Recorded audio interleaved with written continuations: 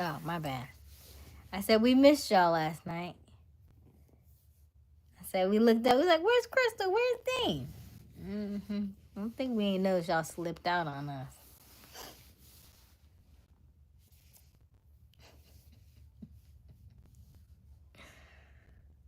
Can you hear me now, though? Sure. Y'all did something else and was knocked out, but sure. Sure. Tell me anything. All I know is you was there and then you wasn't. I was like, okay.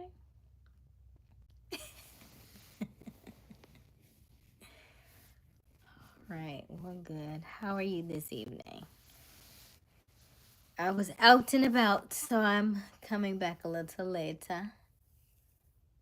Oh, I need to go put my food away.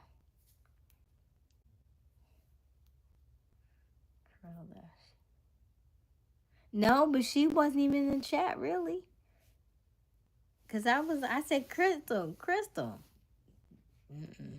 I want to say maybe by the time I think once we started, cause we only played the cards for like 30 minutes, and I didn't see her after that. I didn't see her before that, so it must have been really early. She must have fell asleep. Is Crystal? That's Crystal. Oh, the CD picture. Hello, hello. She said something to me about my feeling. Okay, gotcha. Oh, okay. Hey, Jess. Prasad, hello. Mm.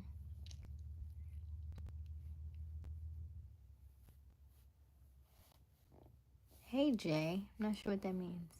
Hello, Jennifer. Hey, PC.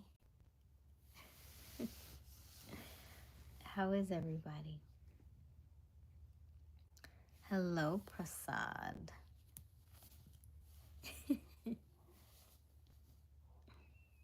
How are you?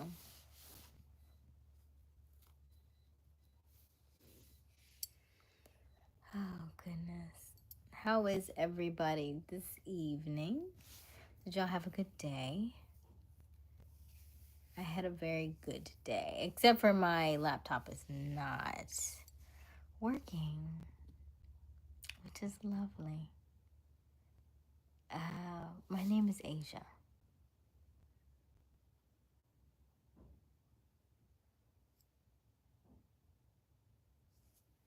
Oh, hey Jay.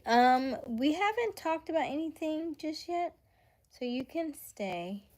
But thank you for asking because most times they don't. And then I do say it is for adults, but we do have a few younger people that do join us around. I think my youngest is I think Sarah's 11, but Sarah's on what you call it? Oh, my thing is hanging out. Sarah's I think on spring break, so I haven't seen Sarah tonight.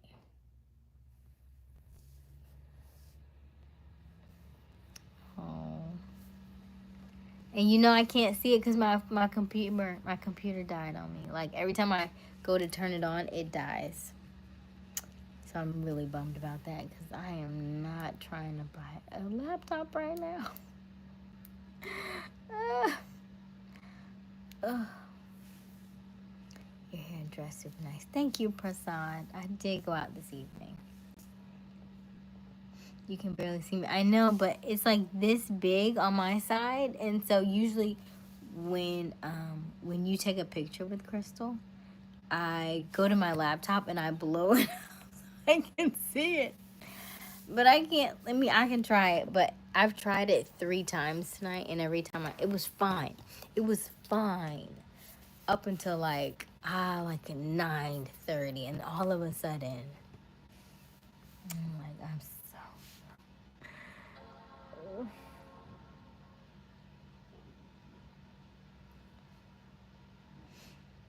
But I've had this laptop for since like 2012, so it's an old laptop. But I promise you, I don't need everything dying on me right now. Cause this was like $3,000, and I'm a Mac girly. Listen,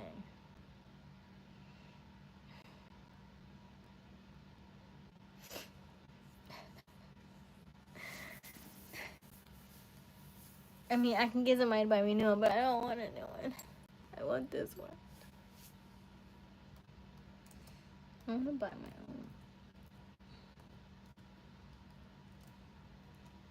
Let me see. Acting super. Let's see what happens.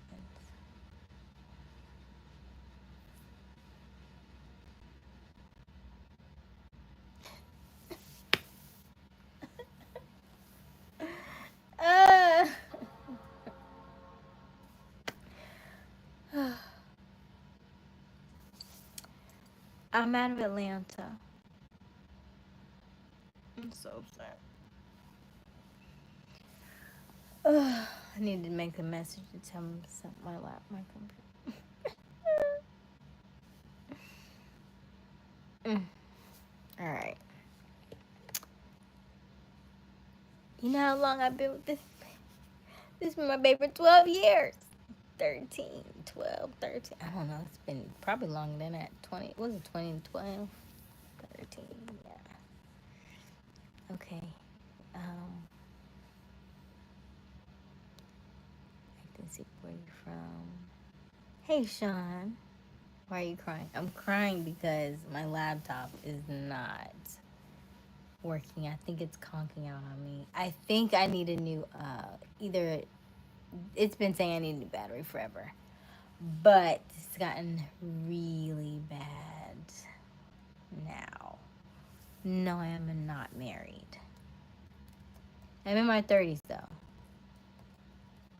But I'm not married. So it'll go through the prompts. It'll turn on like it's about to do something, and then it just dies.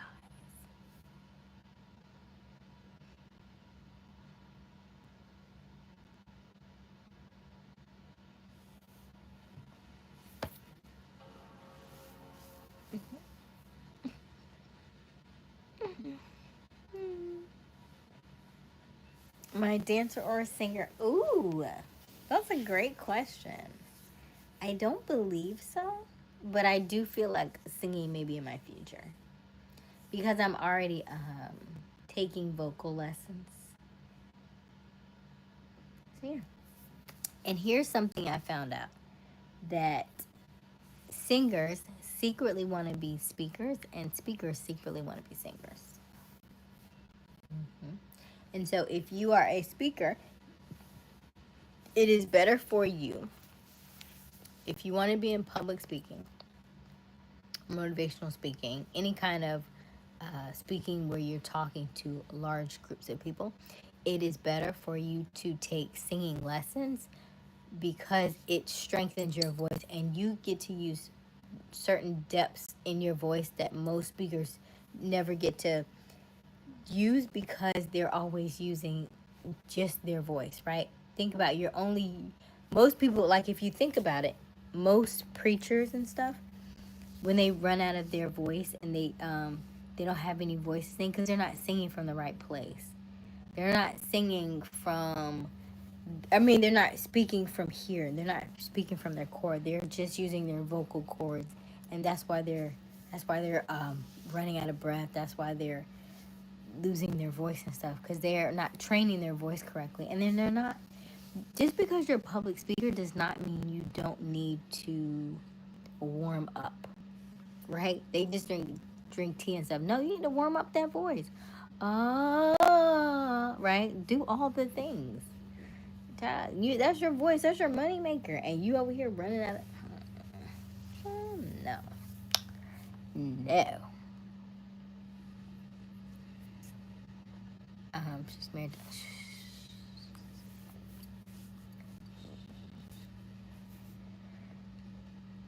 Right, but they're overdoing it because they don't practice strengthening their voice. Ain't nobody tell you do all that, and you're not. Stop using your vocal cords right there. Come from here. Come from here. Stop yelling from here and yell from here. You understand? It's a whole nother thing when you use the body God gave you in the way you're supposed to. Hey, Misfit. They like, hey, Mika. In the words of my guy Robert, we got another.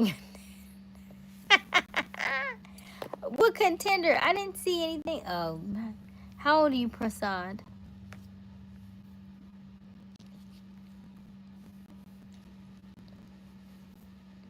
How you doing, honey?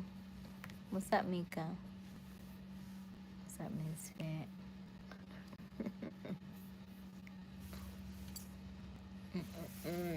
Yes, yes, yes. I want to finish my food. That's what I should have did. I need to put it in the refrigerator. But it might not be no space in there. Gotta start reading my comments, girl. I just read your comment. You just say you're just checking up on us.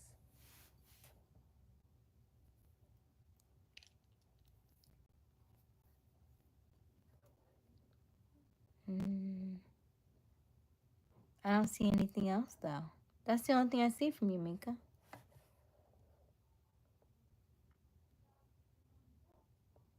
I don't see nothing else. Ba, ba, ba.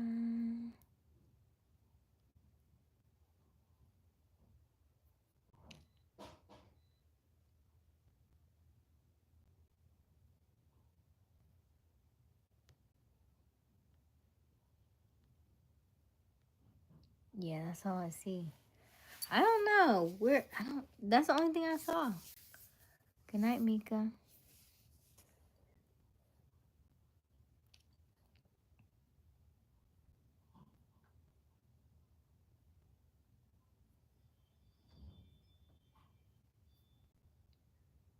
Misfit just crept out of my dungeon.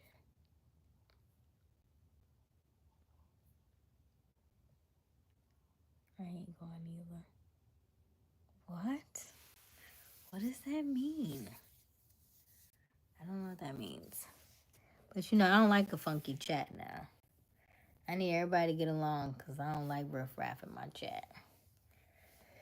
Because it makes stuff weird. And I was like, listen, ain't nobody here dating nobody weird to be having awkward moments in chats. You know what I'm saying? Like, why? Just want everybody to get along. Let's talk about it. In school I was a peer mediator. You want to talk about it? Let's talk through it. Ain't no need to talk and run. Let's just all put it out there. Have conversation. Get on the same page. Amend it. You know what I mean? So we can all be kumbaya again. Amen. Hallelujah. Oh. Kiss the ghost. Let these good vibes relax your mind and tune to Aysia Smiles Live. Be sure to like, comment, and subscribe. Yes. Now, who am I talking to, by the way? Because I only see a little picture. Is it both of y'all? Is it one of y'all? Is it Dean? Is it Crystal?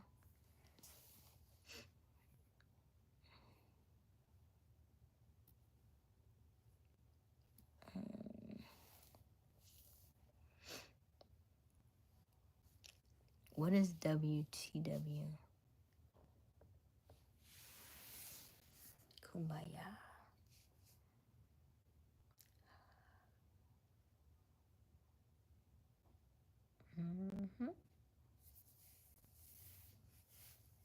Everybody get along. She's at home yet? Okay.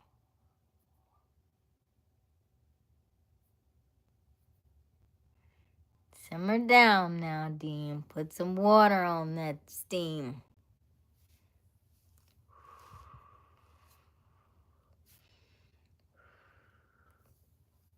What's the word? Okay. Gotcha.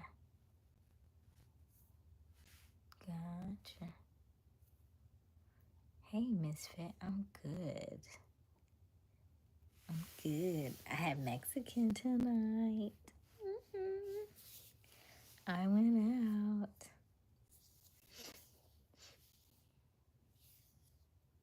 So I'm cold right now.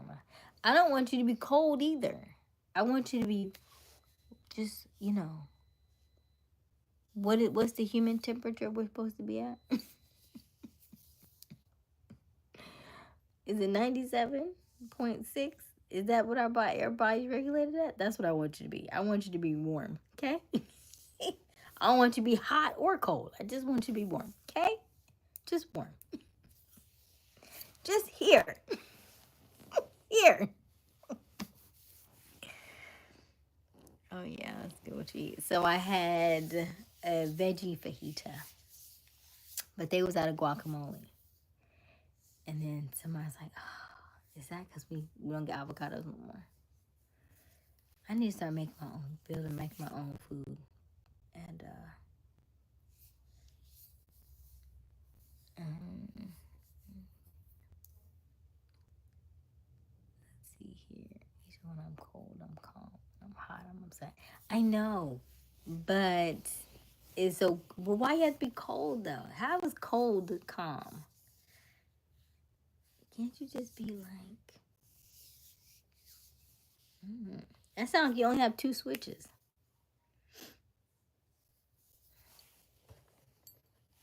We had to expand your vocabulary.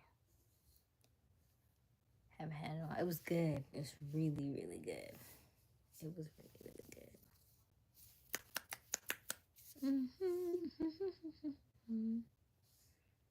Cause I'm cool like that.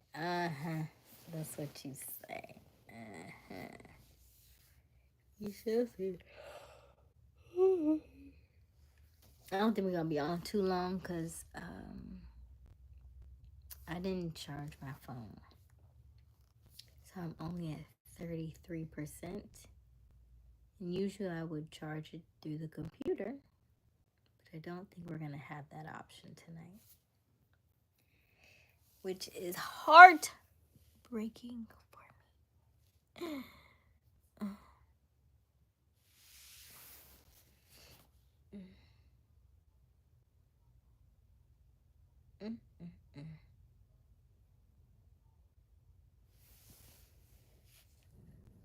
Enchiladas. Is that? There's me in the enchilada. I wasn't sure what to get, but I think certain Mexican, like if you have, I love refried beans, but refried beans in the actual can actually have some pork in it, if I'm not mistaken. I think it's got lard in it, and lard is pork, I believe. So I don't eat those. So now when I go to a Mexican restaurant, I just try not to order the beans because I'm not sure. But I love refried beans. If they're vegetarian refried beans, then I'll get them. But I don't even ask because I feel like if I ask somebody at the Mexican restaurant, they're like, yes, yes, knowing good and well, it's probably not. So yeah. Or carne asada. Is that spicy though, right? That's pork too, isn't it? Carne asada? That's not pork. Because I looked at that on the menu tonight and I thought it said pork. I'm gonna taste some tamales. Tamales. I think that's what my friend had. I think that's what, yeah. Tamales. And initially I had my hair kind of wrapped up. But it was falling down. I took it out. Probably gonna take, because I did wash my hair today. I'm probably about to take it out right now. So I don't mess up my and put it back on tomorrow.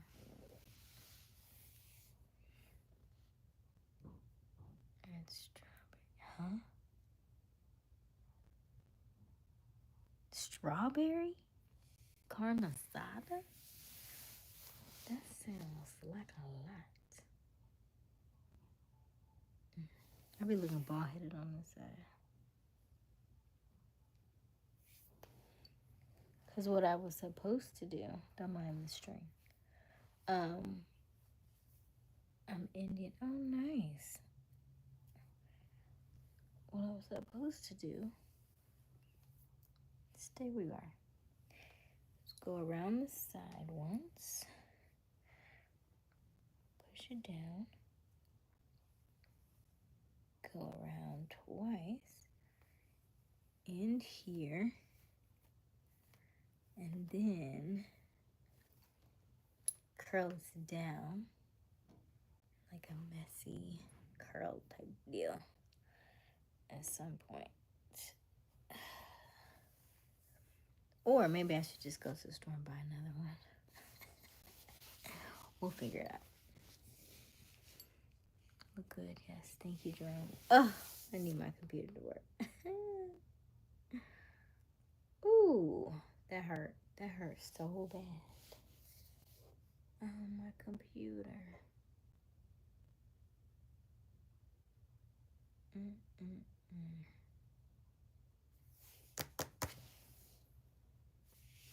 Q, I need a new laptop.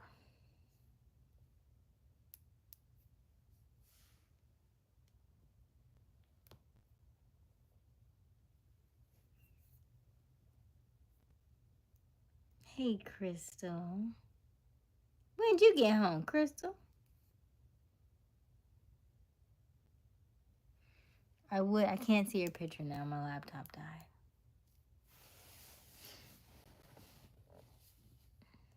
This is morning time. Hello, Prasad. How old are you, Prasad, though?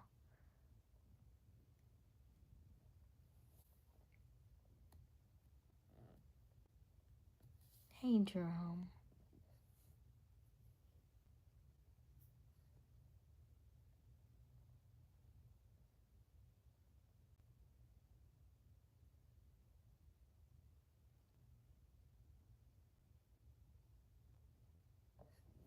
No, I think it's I think the battery is probably done, but I also think the charger has fried the battery. I think too. It's every time it comes on, it shuts back off. And then if I don't have it plugged in, it won't come on at all. Prasad. So Prasad, it is 11:42 p.m. my time. On it's today's 16th. Today's the 16th. Yeah. So tomorrow will be the 17th. Tomorrow's Thursday. Why does tomorrow feel like Friday though? Right? Or is it just me? I don't know. Maybe because I actually left the house today. Aren't y'all proud of me? I wouldn't have Mexican. Hey, Prophet. What's good? Just walked in the house. What did you give him for, what did you give Dean tonight? What y'all eat? What y'all eating? Which time, morning or night? It is night for us. Prasad, it is evening going into morning. Crystal. Anastasia Asia was good. The hair though. Thank you. No, I actually had it up when I went out, but I couldn't I had it up kind of like this. Well, I mean, all that kind of stuff. But yeah, I took it down because it was starting to fall. And I kind of want to, actually, technically, it's still not, I washed it today and it's really not dry. So it's about to come out because I'd rather wrap it up and then, go to sleep. 9:15 in the morning? Wow, okay.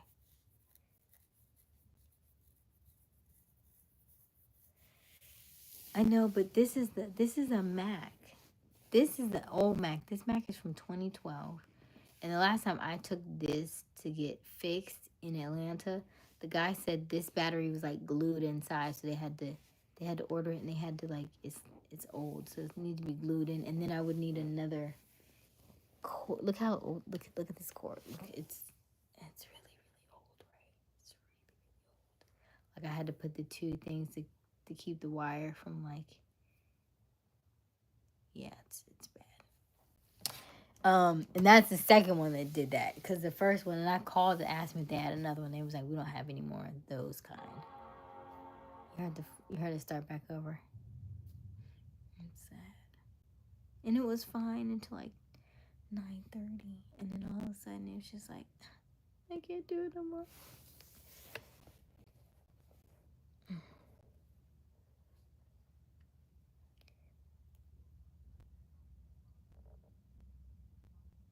Let me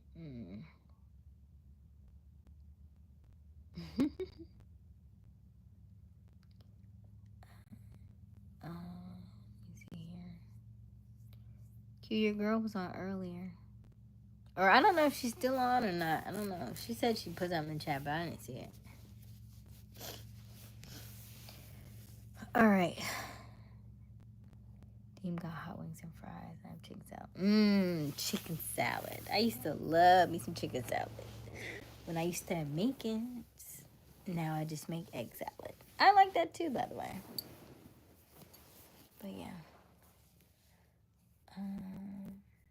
Is good. Hey, Jerome. Keep it in that wavy Q. He's already doing it now. Okay.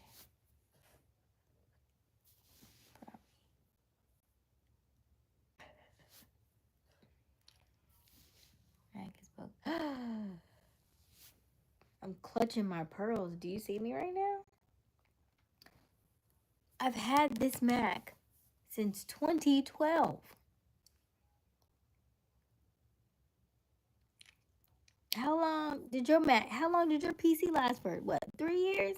Don't play with me. Don't play with me. Don't play with me. It's not a comparison. It's not a comparison. No, because my iPhone matches my iMac.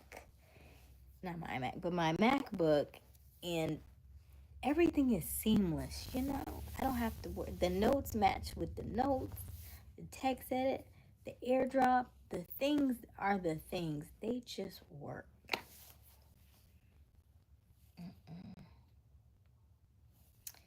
Don't worry about all that. You asking me? You asking the wrong questions. This is the picture Dean was talking about when I said to him in my red robe. Oh, dang, and I can't even see it. Oh, I can't see it. And here's the thing. He said it was pink. I could have swore he said it was a pink robe. Haha, these men folk, I tell ya. Y'all can't see nothing.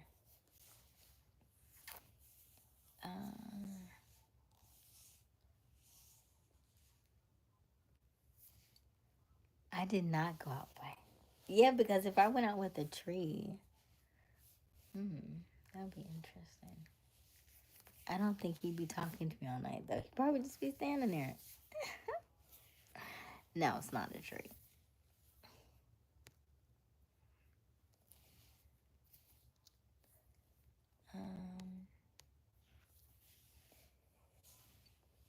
Let's see, yeah. It's honestly red. His least favorite color. He does wear a lot of blue. Interesting. Just caught that. Just caught that. I think I want something. I only have 30%, you all, so we'll see what this looks like. I can't charge it on my computer, so I don't know what to tell you all. Oh, that works. Okay, it might be alright. It might be alright.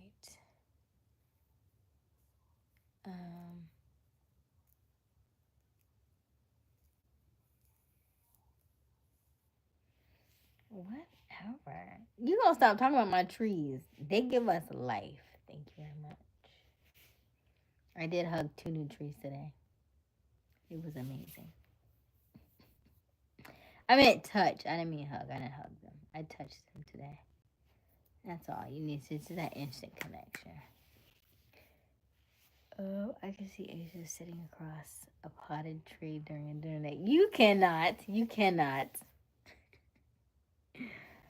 But it's interesting because when I lived in my other place, I never told my sister to water my plant. I need her to water my plant. It's been, how long it been gone? 2 months? Sheesh. I need to water my plant. And it's a snake plant, so it can last a while, but still. She been, my poor baby.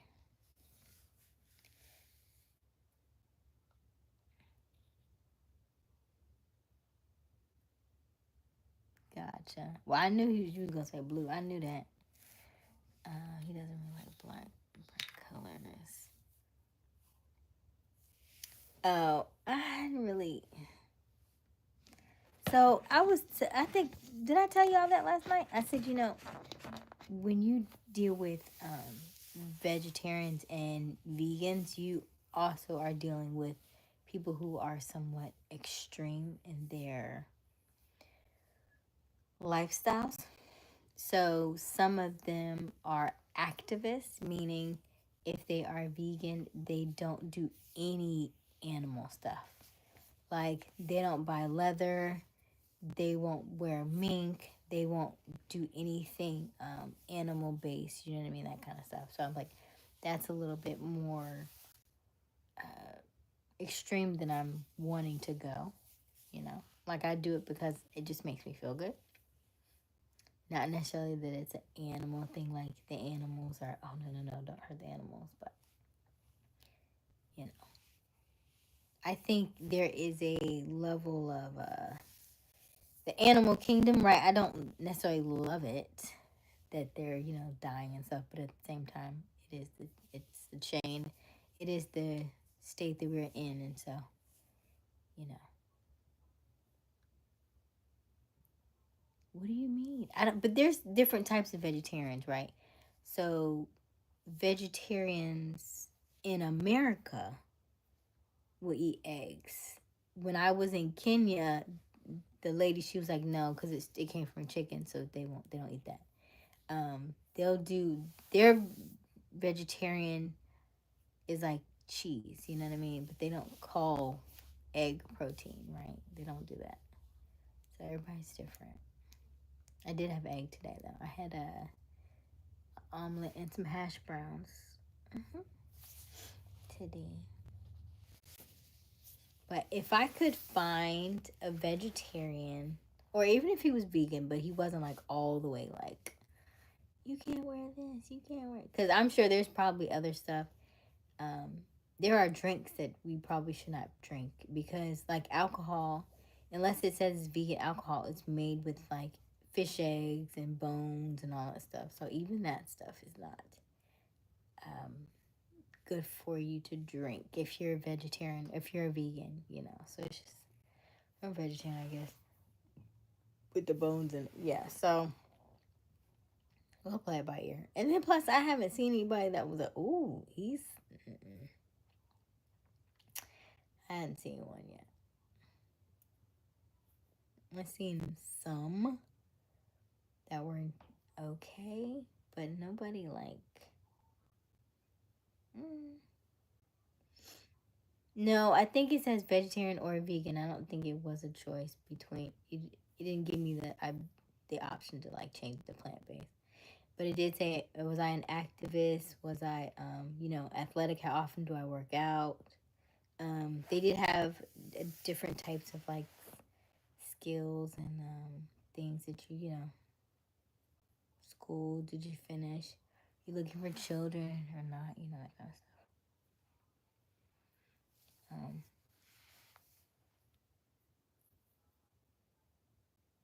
What did you say, Miss Fit, that you took away?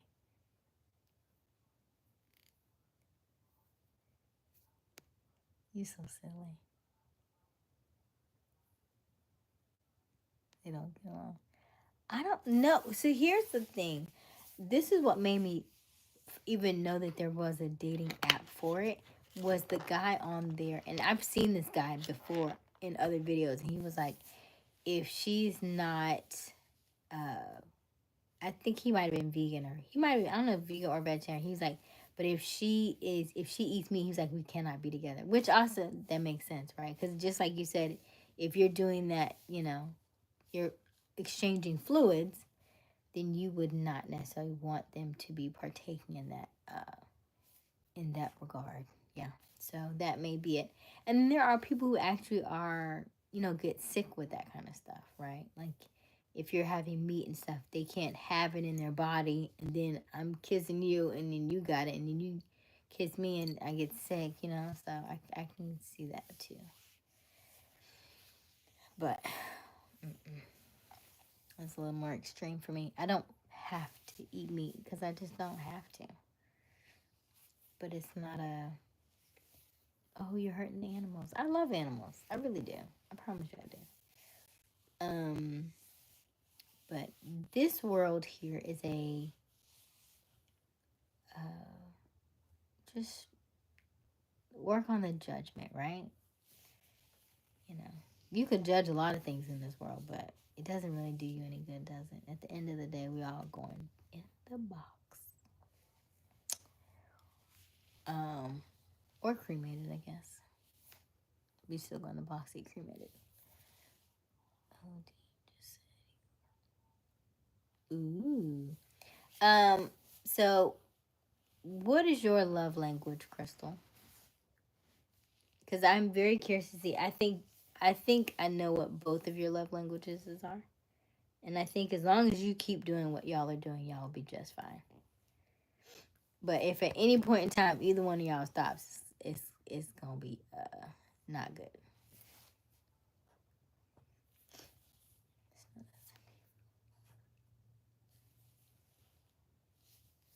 It's a rude.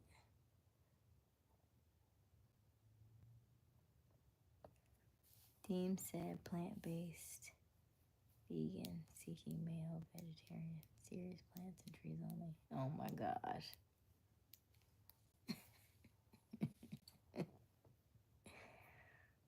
Oh goodness.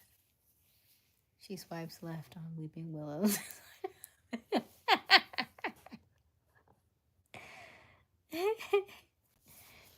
Meat on meat kissing is.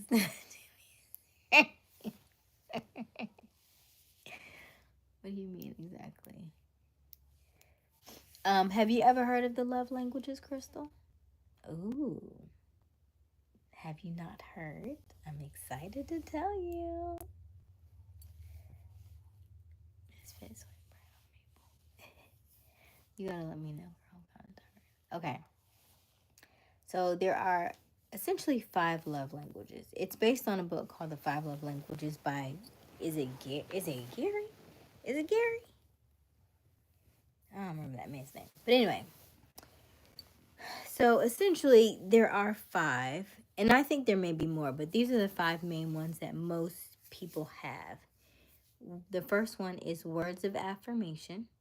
So basically, somebody is always telling me, you're beautiful, you're so attractive, you're this, you're that. And so they really affirm you in the way that they speak to you.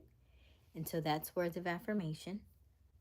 Then you also have receiving gifts. So that's, like you just said, oh, he got you something, right? So that's receiving gifts. Then you have acts of service. So acts of service is somebody taking you to get your car clean. They're getting your car clean for you. They're cutting the grass for you. They're taking out the trash. They're doing things that are, um, acts of service so that you don't have to do them. So they did it on your behalf. And then you have quality time, which is you and them, the other person, just in the same space, right?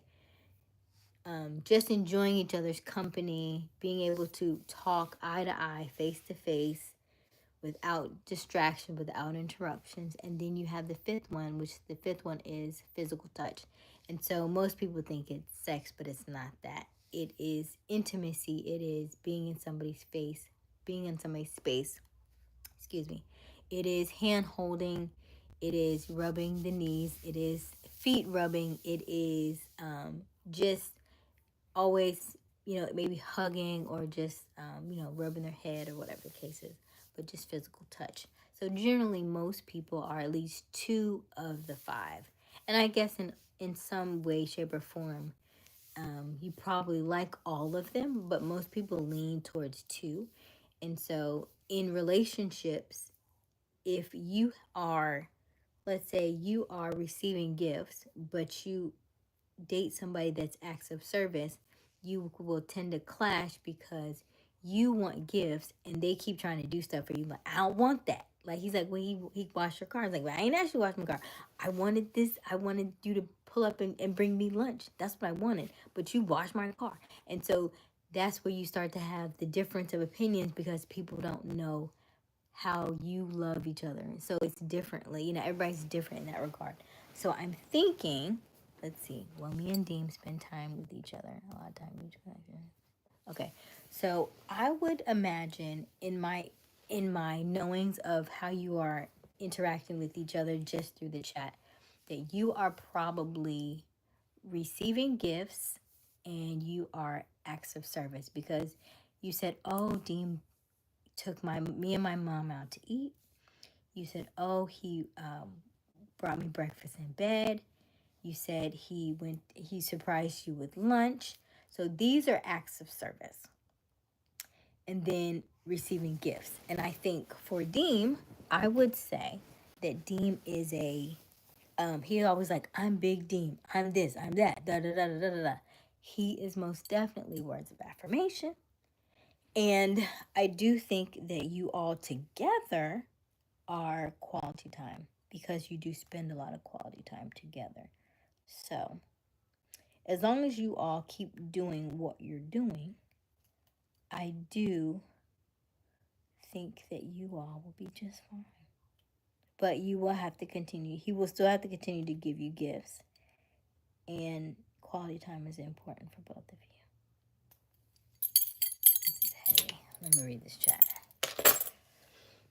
Okay, let's see here.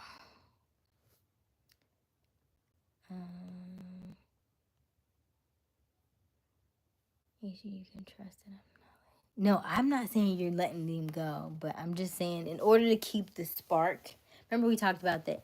Usually at the 18-month mark, people tend to really sit in with their relationships, and then the dynamics of the lovey-dovey phase kind of fades. But I believe is if you continue to do the acts, to continue to do the love languages that you both fell for and that you both enjoy, then you can prolong that 18 months. Okay. I'm definitely acts of service and quality time. Right. And I'm definitely not. So that would be the disconnect, Q, yeah? You would be acts of service. You like somebody to do something for you. What would you like a female to do for you, by the way? I remember going through a lot of this in therapy. What are you, Misfit? Hello, interesting facts. Hi, baby. I'm a new. Hello. Thank you for subscribing. I love that. I appreciate that. I kind of sense that. What do you mean? Are you joking or are you serious, Misfit? Misfit's always throwing something in the chat. Asia, you said it just like him said it. I know Asia's not trying to sound like me.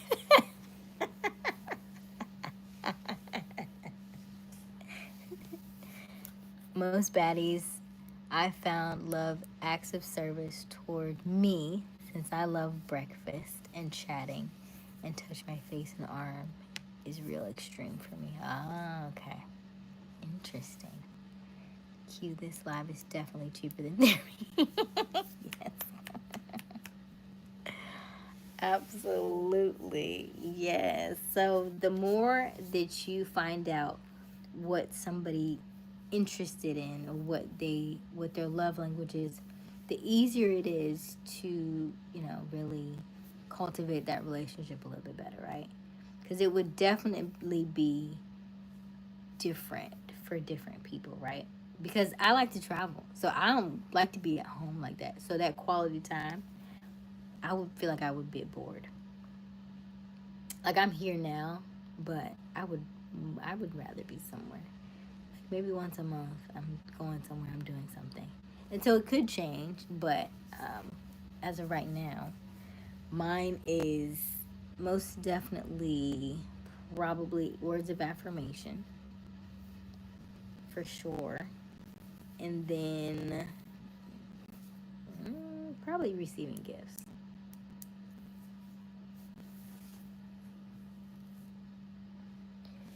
But maybe it could be acts of service. Maybe, maybe I don't know. But I will say I do think your love languages can change, right? The more that you evolve and the more that you come into your authentic self and who you are and how you want to be loved and how you choose to be loved and how you choose to show up in your relationship, I do think things can change. PSA, read the room or get swept to the hilarious. Is that Deem or Crystal to swept by the broom? Misfit, we're getting healed every time we speak, bro. There you go, Prophet. Prophet is a preacher. Mm-hmm. Every time we speak. Yep. Because everything you say is a spell. That's what I was telling my aunt. She was like, what? I was like, everything you say out of your mouth, I am tired, I am sleepy, I'm this, I am that. These are all spells. That's why they project onto you so strongly. Because you're speaking them into existence, yeah? All right, let's see. It's small things. Had a friend pay attention to how I make smoothies and randomly made me one. She almost got caught. Do you all like little notes? I'm telling Crystal so she can leave Deem some little notes. Because I hear y'all like those. Yes? Like little notes that y'all find randomly throughout the day. Yeah.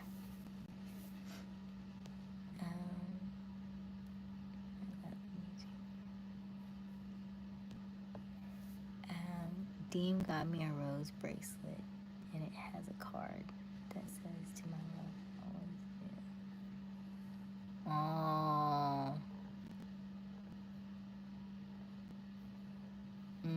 That's definitely receiving gifts. Yeah. Oh. Nice, Crystal. Yay. That's what Deem said about the broom. Okay, I figured that was Deem with the broom. I was like, that don't sound like Crystal. Little notes is cool, but we aren't going to kindergarten. It's not the. I would agree. It's okay, Q. It's okay. Glad we know now, right? Misfit Dean.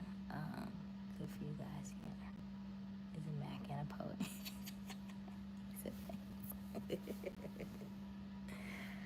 Oh, good. Yeah. I'm glad he makes you smile. That's good. Just make my smoothie. I don't want to make your smoothie.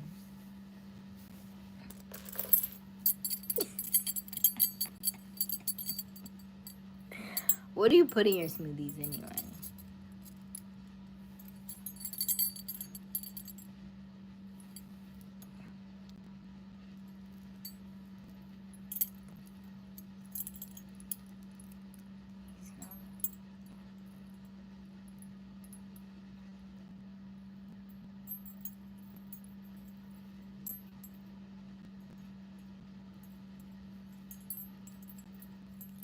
Right. Yeah. See? Because that sounds like y'all trying to set me up. He already said she almost got clapped in the kitchen. I'm not making that man no smoothie. I'll relay that to Mika.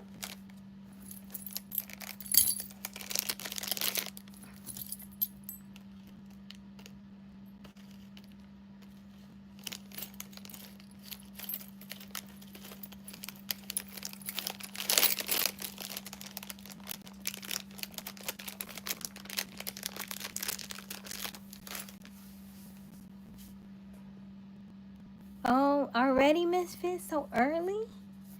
Good night.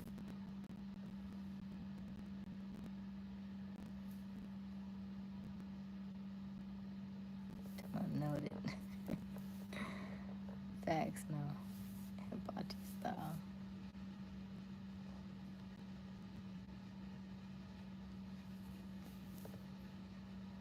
Right. That's not Misfit. I can't be getting off so early. All right, Misfit. We did get on kind of late today, though. It's all good.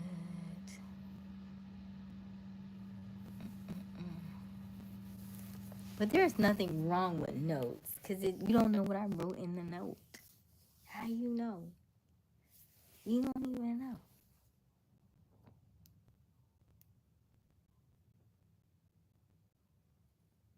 Hey, Junior. How are you? Heavy on the kale, carrots, light on the frozen mixed fruit, Louvier. Is it good? It sounds nasty.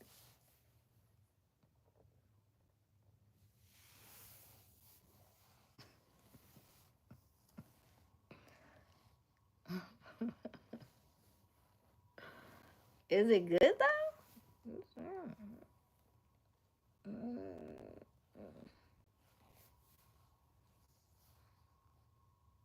So who makes your smoothies now? Nobody? Now I gotta get my man something. But see, here's the thing, Crystal. But you just said now. Here's the thing about love languages is because that is your love language, that does not mean that is theirs. And you would think that because maybe you like gifts that he likes gifts. But if he says acts of service, then you would be better off giving acts of service than reciprocating with a gift that he probably is not going to use, right? Yes, he's like, oh, the thank you is thoughtful, but the service would be better. Like Q just said, like I probably could get him a gift, but he wants smoothies. If you want a smoothie, look, if you buy all the ingredients for the smoothie, you got a smoothie, right? So it's also learning that too, like what is their love language and making sure that you give them what they love in their love language, not in yours. So I'm glad you said that, brought that up. Because everybody does not love the same way. Ooh wee. Tender love, love so sweet. I want to be close to you, baby. I surrender with you. I guess makes you poor baby. Gotta make your own smoothie and everything.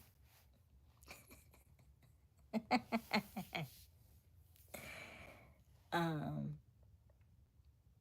Team P making them protein smoothies with fruits and milk. Yeah. How do I show love? It just depends. I've I've said this to you all. I am a different person depending on the relationship. Cuz everybody does isn't the same way in a relationship, yeah. Brooke game change. Hey, how are you? And so as I am growing, as I'm learning, as I'm experiencing different things, I don't want to show up the same way in every relationship because I'm not the same person. So the dynamics have changed. And then I'm also more open to the way that I see love and receive love. And the way that I'm expressing my appreciation or my feelings in love has changed. So now I think it's different. So it would depend on the person. And then that's also a good thought process too of the person that you are with.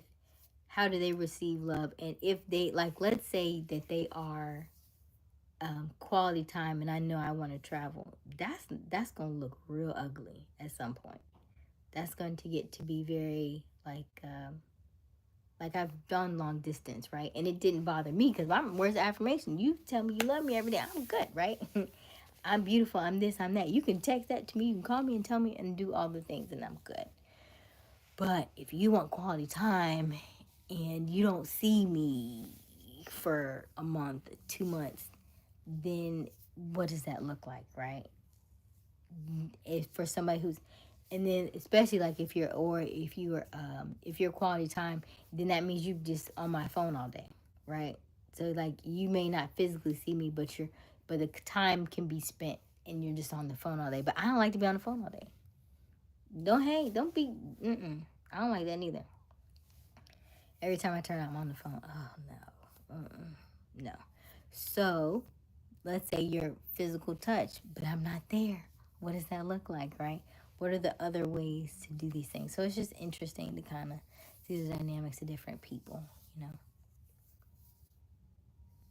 Right. So okay. So what would you do? That's what I'm saying. So then you start to get creative in your ways, right? So let's say, for an instance, I do my shows every other month. But let's say he travels out the month too. So like I'm gone, then you're gone. So what does that look like for quality time, right? How do you make that quality? Is it like virtual date nights, right? Where you are, or is it we're flying in for a location for like a weekend or something? Is it a virtual date night where we're having those, dates like that? Like, what does that look like? What does quality time and physical touch look like if you're not with the person at that time? What does that look like? I love trees. Women show up differently. Listen, women show up differently for different men. Asian don't cook, but for the right one, she will buy a cookbook over saying, no, I'll cook. I don't mind cooking. I like cooking. It just depends on, like, how I'm feeling. Did I cook? I mean, I didn't really cook today. I just had like eggs and hash browns, and then I went out to eat. But I used to make meatloaf. I loved making meatloaf. I loved making meatloaf. If I was I would make breakfast, lunch, and dinner at my other place. I would eat, yeah, every day. Yeah, I don't probably cook as much as I used to. Probably because cooking takes up a lot of time, right? If you're cooking 3 meals a day, that cut my day down by like 3 hours of my day was spent in the kitchen and stuff between cooking and eating.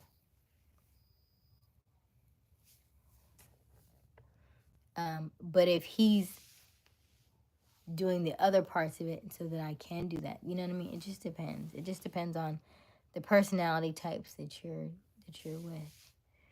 Deem always tells me he loves me and telling me how much he admires me. Right, right. So that's why I said Deem's love language is words of affirmation. Not necessarily, you probably enjoy it, but I do think it's his love language because he keeps saying it to you because he wants it in return. Because he's always saying, I'm Big Deem, I'm this, I'm King, I'm this, I'm this, I'm this. So he wants it in return. So he keeps giving it to you so you can give it back to him. But that doesn't necessarily mean that that's your love language. 5 Stark, 5 do it the best. Hey, Auntie. Hey, 5 Stark. How are you? I need quality time away also. Okay, so when you say I need quality time away, do you mean quality time by yourself?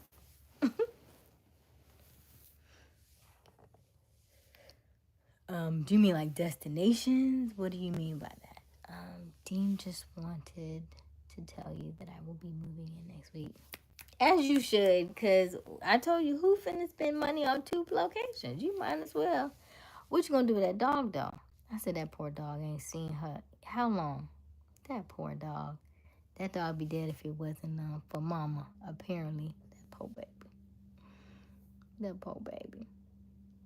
You know how I feel about my doggies.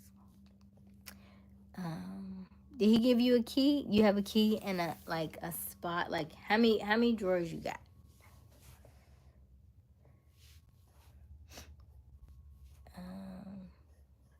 Virtual dates are cool. I've done that. Each at a restaurant or FaceTime. If you want something to work, you'll figure it out. Okay. You already moved in. Facts. Me and Dean both do it, and he cleans, and I do as well. Okay. Um, yeah. Listen.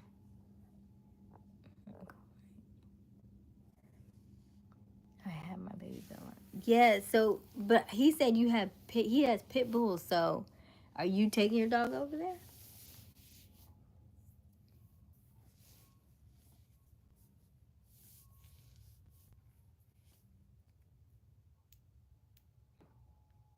Make it work somehow. A woman's love language being words of affirmation is tough. So I think the words of affirmation for me personally, I think also has to do a lot with confidence. And so I think it just helps to boost that, you know. But I also get a lot of that in this chat, so thank you. Let's see here.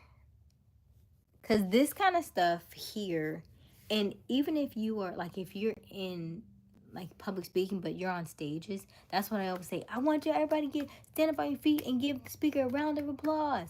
Because we are doing something that so many people are so scared to do, that you look for some of that stuff just to kind of affirm that, okay, I'm supposed to be doing this because, yes, this is crazy. Yes, this is weird.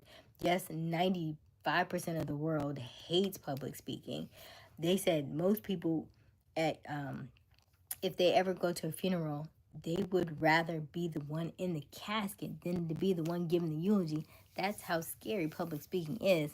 So by you saying, hey, you're doing a great job, hey, you're beautiful, hey, you're this, hey, you're that, you affirm to them that, yes, you are supposed to be doing this. Yes, you are doing a good job. Yes, continue to do these things. Because otherwise, if I'm hearing crickets in the chat, I'm like, this ain't for me. These people don't want to hear me. These people don't talk to me. So, yeah. Yes, I do have a key, and I have my own areas in the dress room called. Okay, nice. Woman's love language. And see, and that also goes to Q. You're right. That is something that I did have to learn over time. Is that when women say something, we mean it. When men say something, you don't. So it's hard for us to like. Well, that's what you. But he said he loved me, but he ain't mean it, sis. But he says, but he ain't mean it though. But why would he say it? Cause they don't mean it.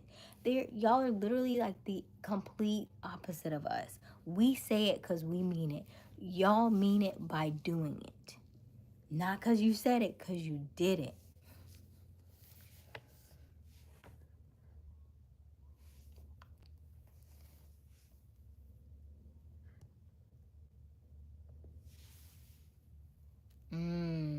Yeah, but see, how does that work though with yours?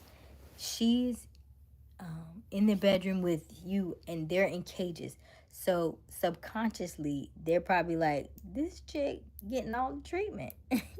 And we in a cage? That's what I mean. Because pit bulls are that kind. So I'm just curious to see what that looks like down the road.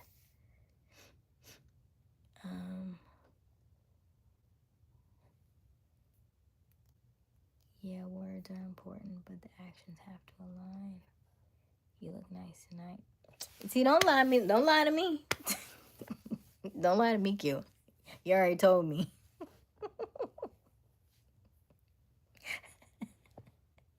Give a round of applause for Mr. Randy Watson. I believe our children are our future.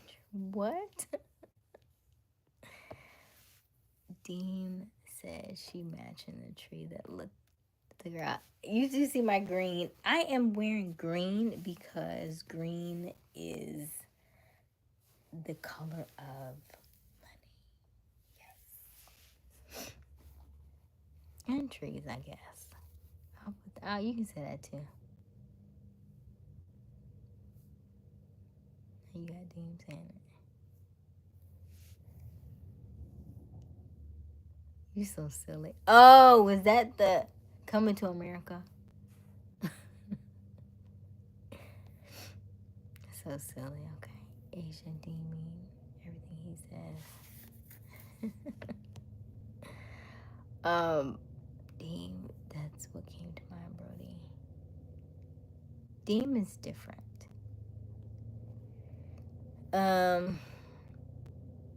But he's also, he's also words of affirmation,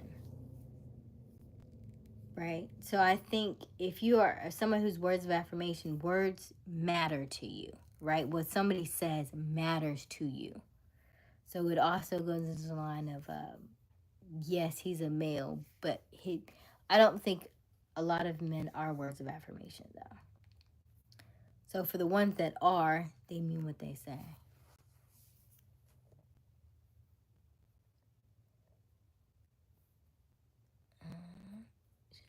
Calm in the house, but we just keep them separated so they won't fight. Yeah, that's good. We can lie, but some of us choose not to. So, are you lying? Or well, Key will say, "I don't lie. I don't have to lie." But thank you. I accept your compliment. Prophet, and now you done started something. He's getting ready to watch it. Green is glorious, gravitating towards beautiful balance. Thank you, Prophet. That movie's fire. Which, you know what? That second one was good too, actually. Because, normally the sequels, after such a long time, like what, 20 something years, 30 something years, they're usually not that great, but I enjoyed it. I don't have any like one liners like I did from the first one, but the second one was pretty good. It's pretty solid. I usually will take your compliment, but your compliment was literally right after what you said, that you said they lie. And then you said NGA. And what did NGA stand for again? Just so we're clear, because you said it was something else yesterday. Now you keep changing the name of what that means. What did you say NGA stand for yesterday? Hmm? Hmm? Yeah.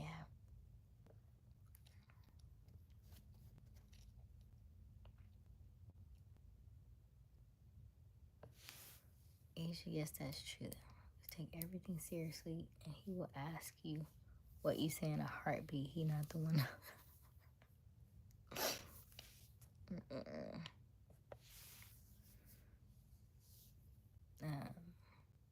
I'd be worried about the person that upset him at times. Yeah. Yeah, Dean definitely still got anger issues. That's for sure. It's definitely in there. He's still got to work on that, though. Mm-hmm. Soft. You don't have to be soft, but you could be softer. Yeah. And hopefully, you can help him do that. The first one is etched in our heart. I would agree.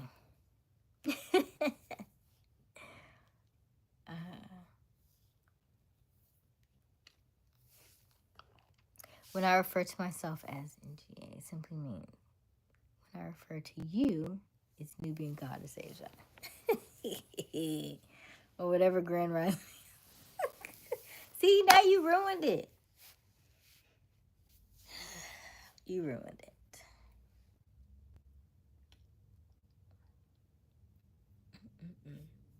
See, because that means you didn't mean it.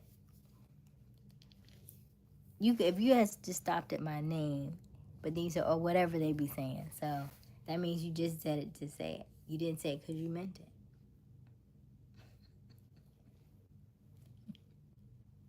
it. I can calm him down, though. He'll listen to me, especially when I'm like, yeah, that's good. That's good.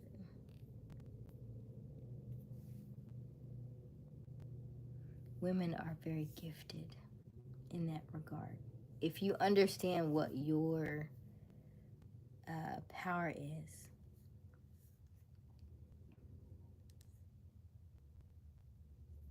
right? I don't know, Dean. I have no idea. I had to choose an old. I had to close an old wound tonight and got a spiritual release. I hate anger because by default it yields to destroy rather than build person, place, or thing. That's good.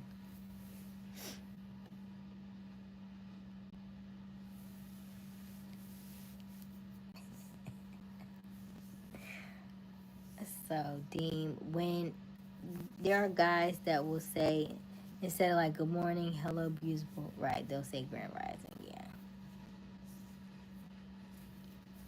And so now we've gotten to the point where, because, we've all heard grand rising from Iyanla Van Zant. So now that the guys who use it, and they be like grand rising, like, oh gosh, not one of them. It was like, it's just too much, right? But it don't bother me. 12:30.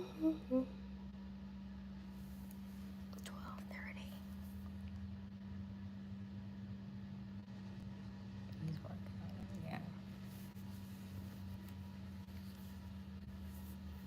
yeah. It takes time. Anything and everything that you want in life that's worth it takes time. Because I think at the age that y'all were, at 33-ish, 32-ish, 34-ish, I think I was still in somewhat denial, but also somewhat victim mentality, meaning I would still blame others for my situation. And it wasn't until my maybe 30, maybe 35. How old am I about to be? 39. So maybe about 35 or 36 is when I started to self-reflect. And I was like, no, you gotta turn that back around, boo-boo. That's why the universe is you in reverse. I had to reverse that thing and started to see the parts that I was playing in it, right? Because I was understanding of the people pleasing at that point. You know what I mean? Like when I worked at the church, somebody said to me, I was like, well, this is for the church. We gotta do this. And they was like, she'll learn. And I was like, what you mean? They're like, you'll learn. And I didn't understand what that meant until I was like, oh my gosh. Like every time you turn around, can you do this? Can you do this? Can you do this? And it was like, I was, very reliable. I was doing all the things. And then that's when you realize that in every situation you have the faithful few. Like the square root of anything, like the square root of 9 is what? 3, which means that out of a group of 9 people, 3 people did most of the work. Same thing with churches, same thing with businesses. In every area, there is going to be a square root of people who do most of the work, then other people receive the outcome of all their work. So that's why you see corporations and businesses like that, and it just works in all areas just like that. So you have to figure out where you fall in the line of these things. And so that was mine. I was like, ooh, Asia, you are blaming a lot of people for your situation. I was like, but you created that, right? You teach people how to treat you. And so I wasn't doing a good job.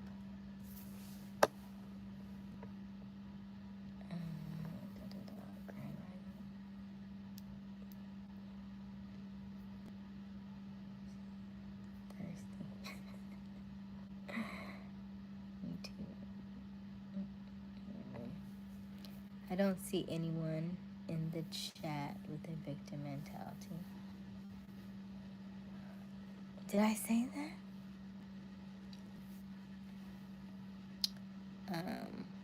Whenever he gets upset about anything, I just be like, babe, let it go. It's not worth calming me down. Yeah. He said thanks for that.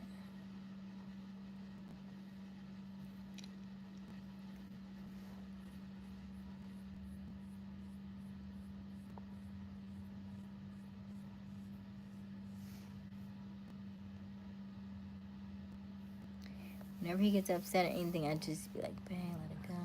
Okay. The only victim is So there are different kinds of victims, right? There are parts of us that we either blame other people or we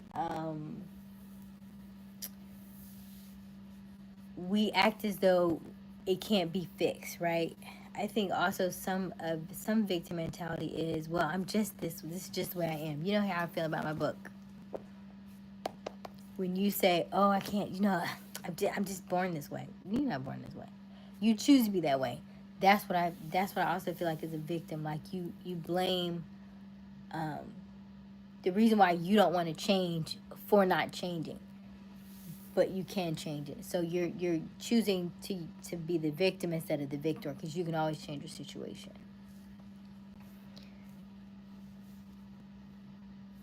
Let me see here. Like when you ever look at something like, oh, I can't do this or I can't do that. Like I have friends who, they feel bad because they're not in a relationship or this or that, and I'm like, it's just so hard out here. It's just the women or just this and that. It ain't the women, boo. It's you. It's you. Because that stanky attitude you got, don't nobody want that. So go on and fix that. And when you fix that, and then you come into your own, then the women will start coming back around. But don't blame us for that. That's what I mean. Let's see here. Hey, T-Rex. Thank you so much. Love the hair. Thank you.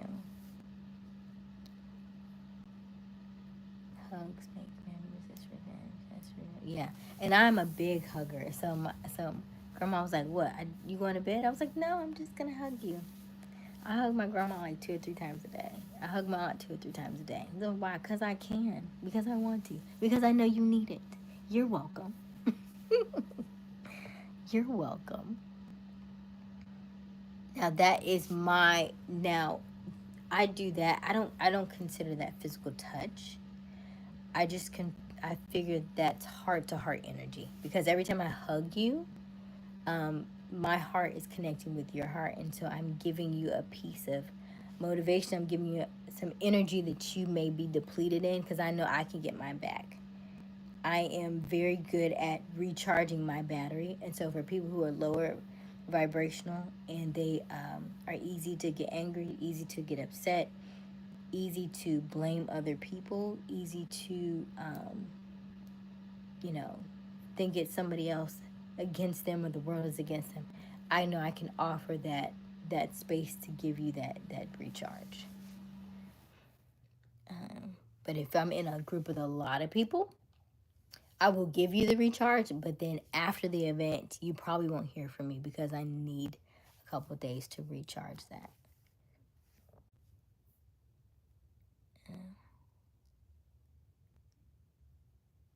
Yeah, I love hugs. He knows.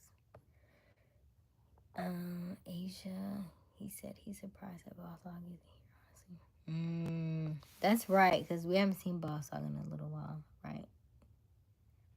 Yeah, and that's why I just would like him to be honest in his authentic self instead of trying to pretend. Because when you try to pretend, it only just makes it more and more harder to have to keep that up, right? Then you got to remember who you said your girlfriend was, what y'all were doing, where y'all went, where to eat. You had to write all that stuff down, because we talk every day.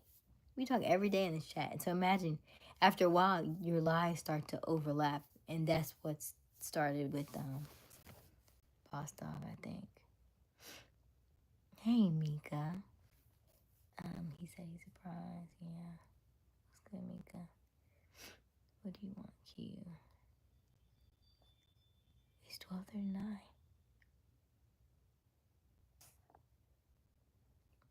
One thing I know is that Deem actually takes accountability. If he's responsible for something, he's never been the person to point fingers. That's good.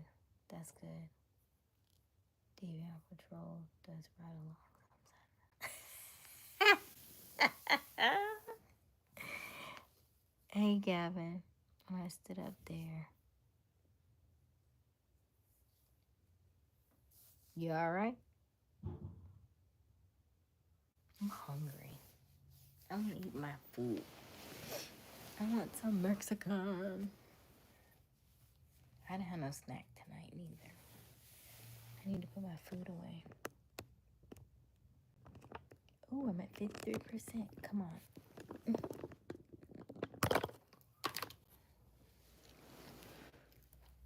25 hot wings, a whole thing of fries, drunk 2 cups.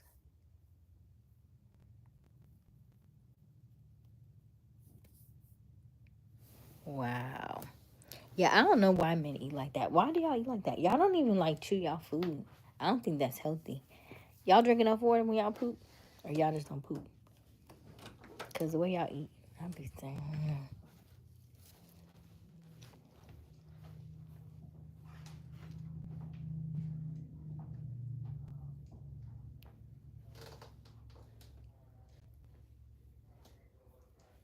why is she still up?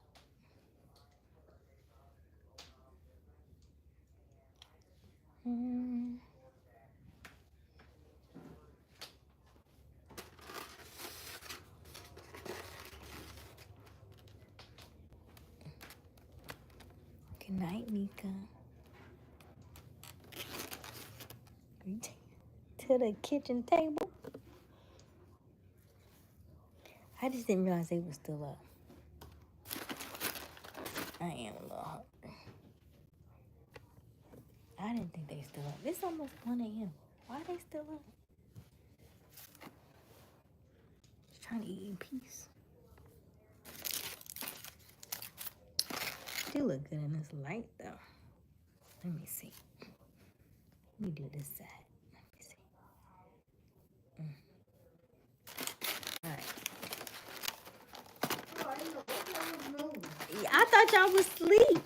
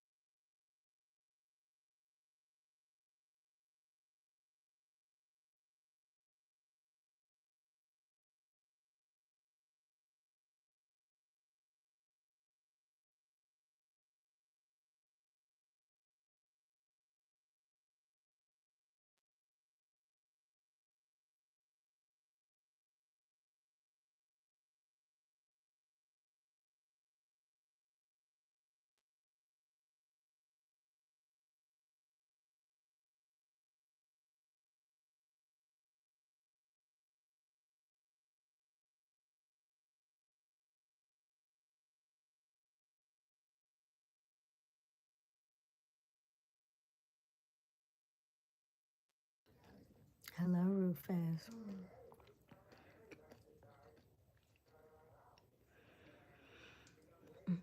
I'm gonna give you some tabs.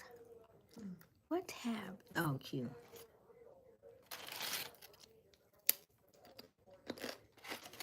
1, 2, 3. I have 3 things in a row. They got to do something with that. Mm-hmm.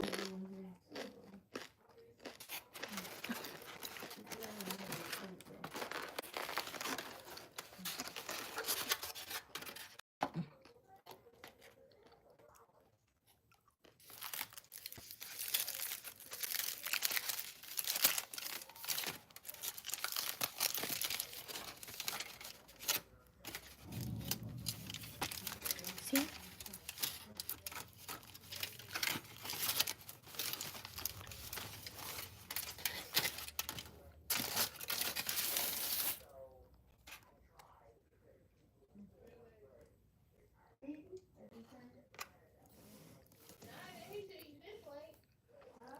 I know.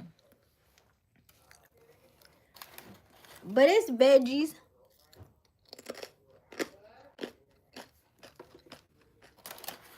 I'm not gonna eat no dessert or nothing. Hmm? I'm still alive though. Anybody know how to snake a toilet? I know, but I'm about to ask them. Do they know how to snake a toilet?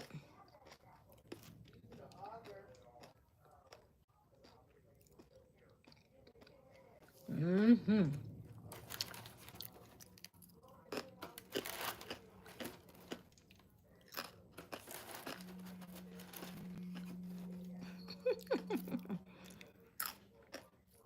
Mm-hmm.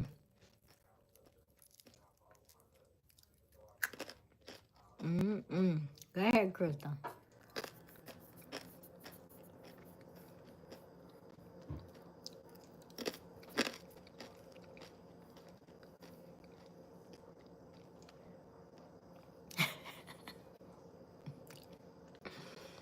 Not an actual snake though, you know. Somebody clogged the toilet up with something, so I gotta pull it out. And she has one of those devices thingies, but I've never used them. Listen, I'm a girly girl, but I can change a flapper. I can change a tire.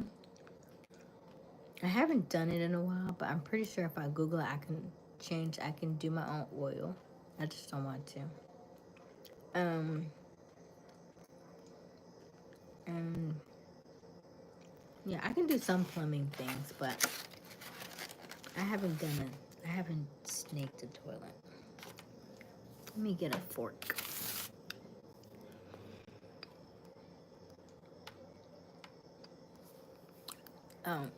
Q said stick it in and rotate the handle.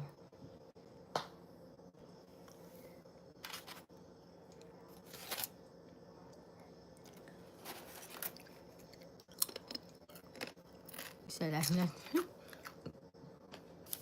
Mm-hmm.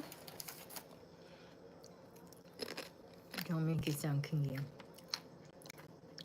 Q says stick it in and turn and rotate the handle.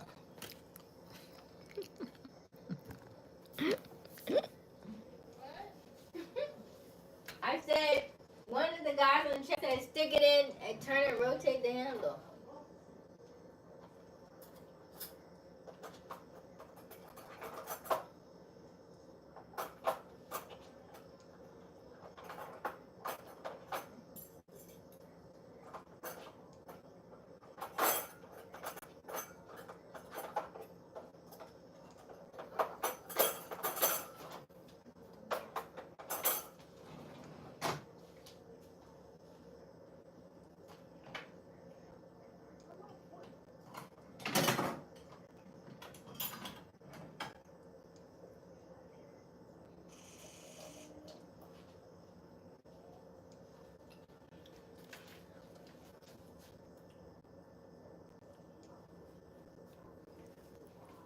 They should.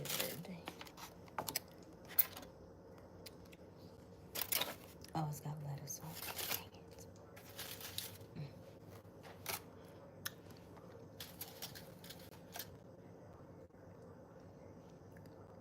Mm-hmm.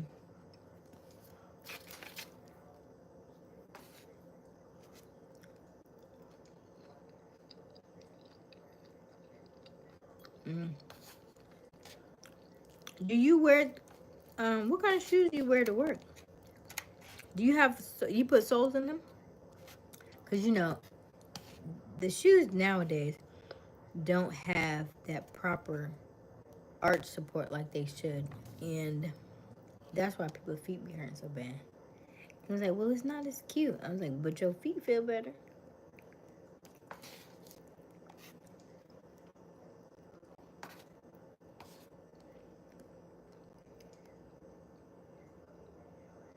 Mm-hmm. Yeah, we're missing Robert. We haven't. Y'all got somebody go find 2U, please. I'm concerned. I'm genuinely concerned. It's been like 2 weeks. It's very It's very unhealthy.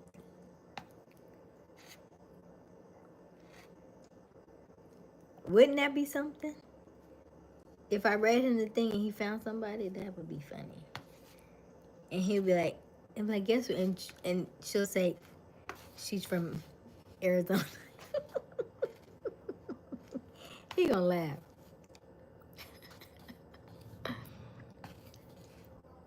Um,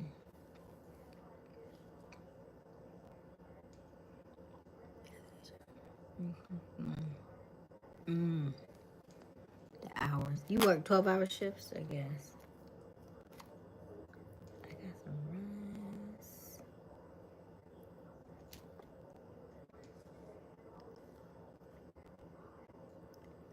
You know what? Now that you mention it, what was that about though? Cave messaged me today. He said he missed the live. He messaged me sometime earlier today. I guess on the last live. He said I missed the live. But he saw the one where I was cooking in the kitchen. So it was last night, right? And so that's exactly what happened. Yeah. He messaged me. He was like, hey, I missed the live tonight. But I like the dance that you did in the kitchen. I had forgot I did that. But Cave is still around. But I just don't know. But why did he do that though? You think he deleted the app for real? You can't see TubeView anymore? You don't see him at all? What is that? What? People and their emotions. I don't get y'all. Why is everybody so emotional? Ugh, yuck.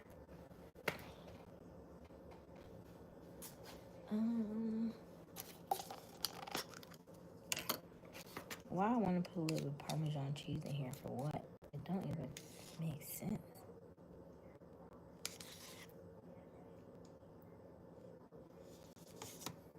What did I get up for? Oh man, don't you hate when you do that? Now I gotta sit back down and remember why I got up.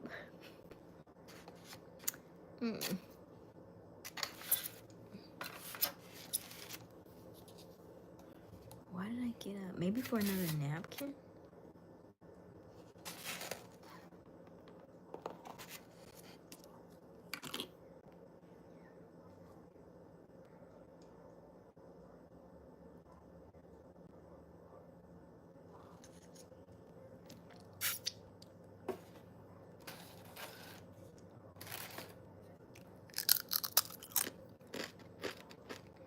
Hey, Rufus.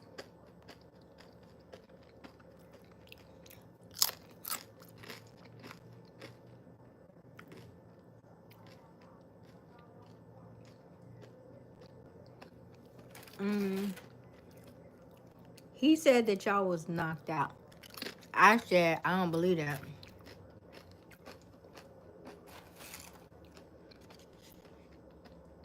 I was like, I think y'all was doing some freaky stuff.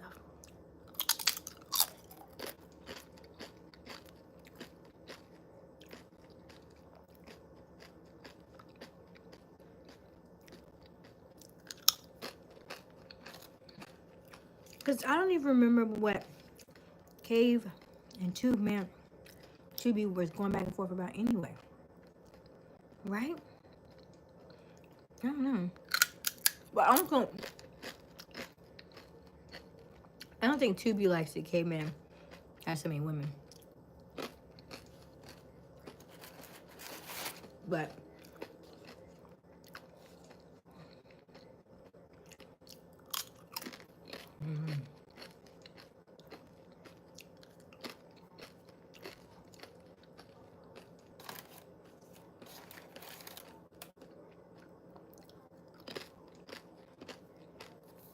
hello, Andrew. What kind of chips you eat? The line at the Mexican restaurant was so long. We had to go to the other one.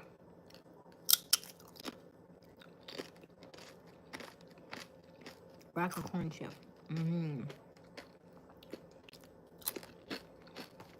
I did have some queso dip earlier, but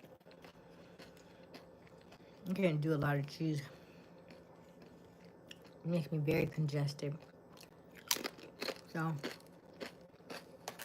I'm mindful of that. And then I have sour cream. With sour cream, I love sour cream, but it also can have the same effect. And because I have the show coming up next week, ah, I spilled it on my chin. Be more conservative. Gotta put the sauce on here.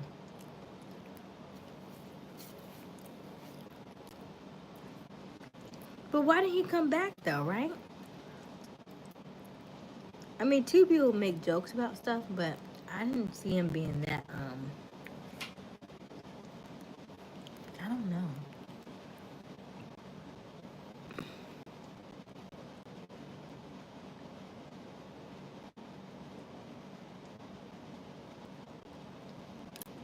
Oh, okay. That's what he said. He said y'all went to sleep. I was like, huh? Because at first I was like, they ain't that mad about the playing cards, is they? I'm like, Crystal, you here? Crystal, D, crickets.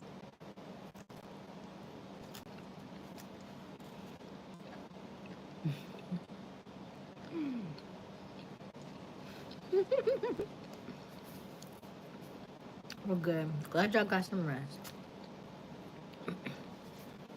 I was watching School of Hard Knocks today, and the guy said he's 47, but he said based on technology and what he does for his body, he's probably about 18. He was like, he thinks he can live forever. Um, Based on the stuff he's doing now, he had sold his company for $800 million.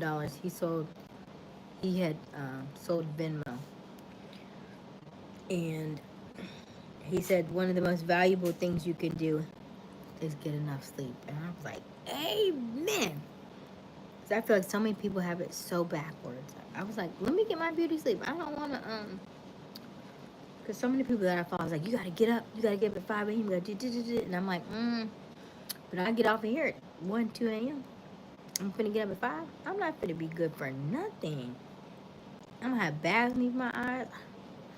I was like, they're called beauty sleep for a reason. I'm not supposed to be beautiful. Hello.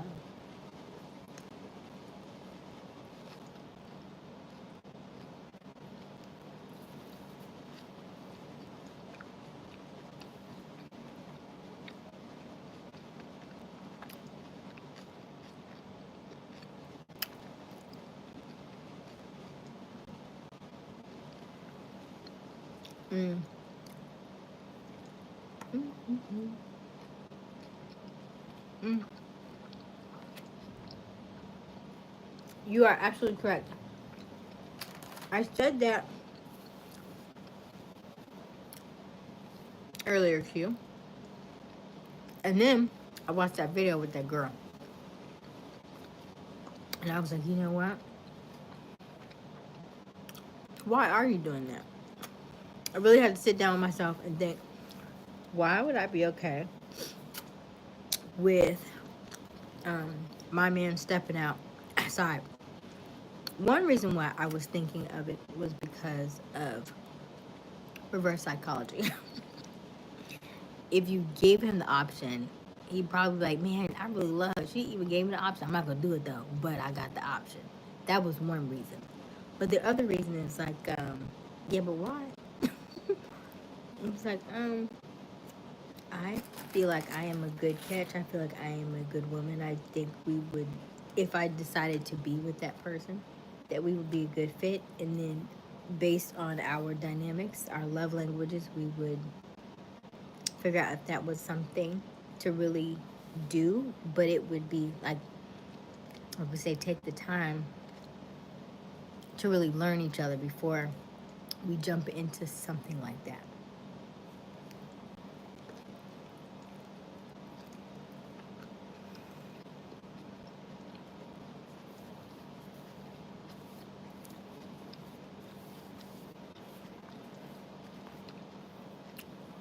Oh my God, 6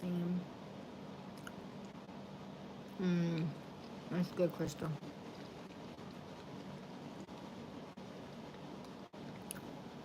Right. So I was like, I'm like, all the other things you don't listen to, but I heard that one. You see how stupid that sounds? See, I had to catch myself when I go back and think about what I be like, that sounds stupid. I'm glad you understand, right? And as soon as I thought about that, I was like, that sounds stupid. Like I was sheesh. That's why I said like the older you get, the more reflection stuff, and you think about things that you said and you think about things that you did, you're like, that was dumb. But at that time, it really made sense to me, right? Oh, it made sense. Yeah, he could do it. Absolutely, go ahead and do it. But I've already been in relationships like that, and I didn't like it. So why would I continue to do it again, right? That was an aha moment for me. If I didn't like it the first time, why would you do it a second? Hmm? This is how you know you're growing up. Because you really have to realize it was like, in order for me to not repeat the same cycle, I have to do something different. So what did I do that I didn't like before that I was about to repeat?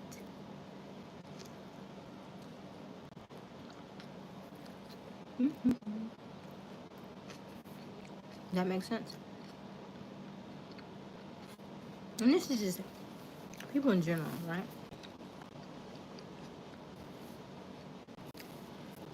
If you're looking to do something different in your life, you have to go back and think about the things that you did not like so that you do not accidentally do them moving forward. Because, baby, it is so easy to go back. Mm-mm. Like putting on an old pair of shoes. I'm like, oh, these do fit good still.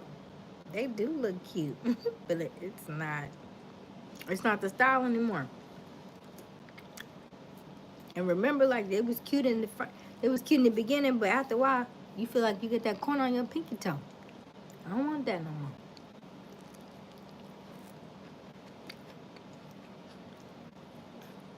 Mm-hmm.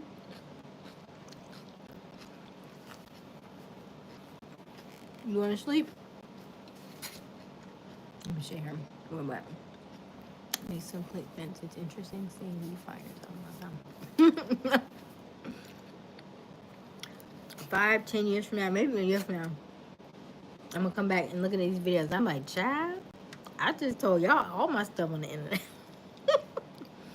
But it may be that it makes me who I am, right? And it may be that I have millions of subscribers, and they're like, man, I appreciate the way you just broke that down.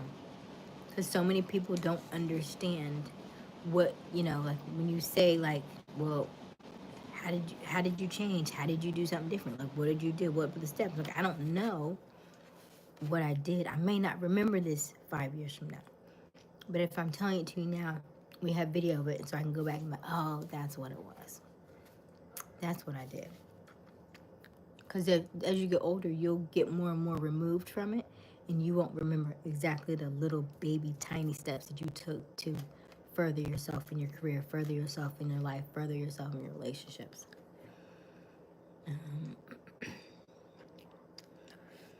He'll be like, I'm gonna take the dogs out.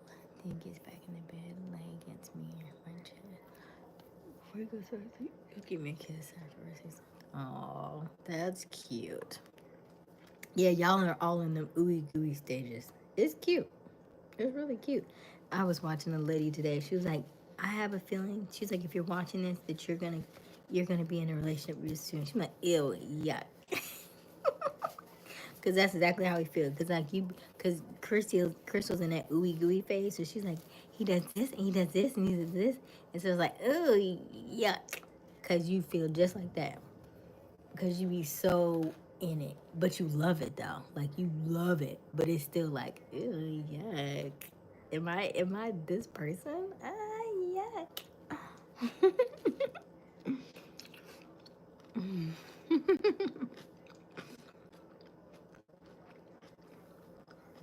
Mm-hmm. Crystal, do you have friends? You have like lady friends who you talk to?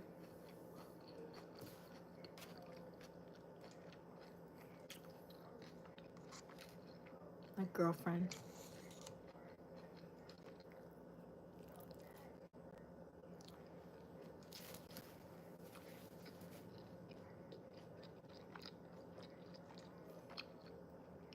Okay.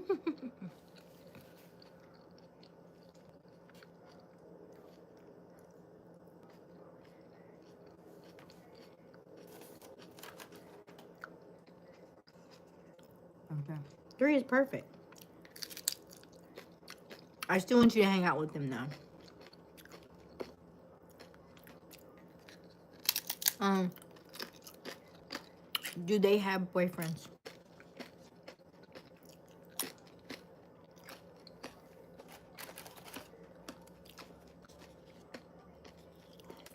I wish I'd have asked Mika this too.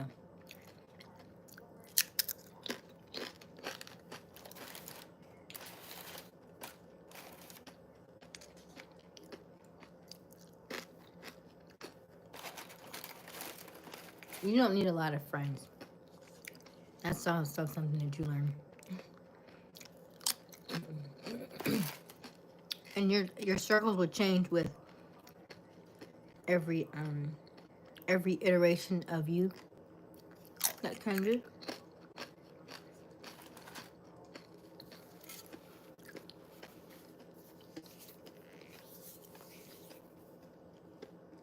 Okay, good. Okay, good. Yeah. I do think even in love, you still need something for you, right?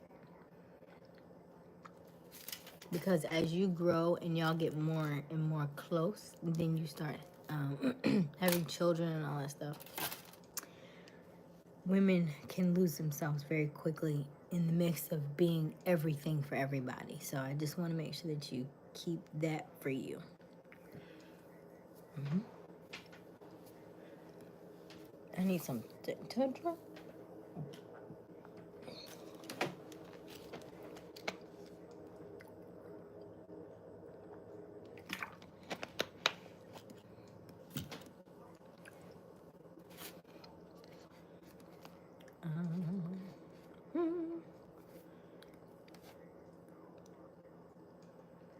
And Deem needs friends too. Okay, good. Oh, good. So you okay? So then, that's fun. Yay! That's good.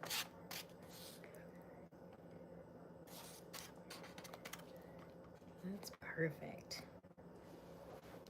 That way y'all can enjoy each other's company and not feel left out on one side and the other. They better. Why you say that though?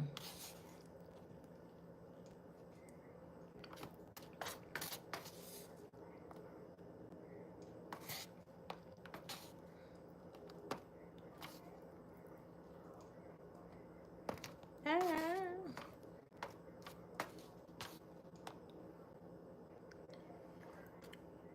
Mm-hmm. I feel like I'm missing something. Didn't I put something else in here? I think I want.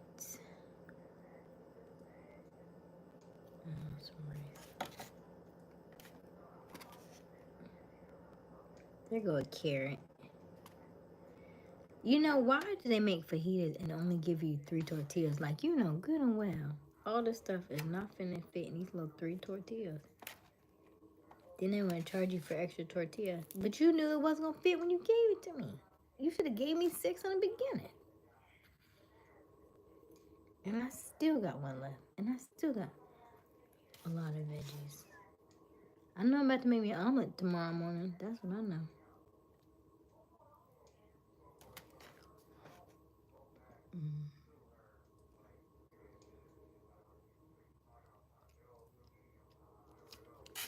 I get that, Crystal. I get that. Y'all are in the lovey-dovey stage. Everything is brand new. Everything is hunky-dory. Everything is beautiful. I wanted to stay that way for you all.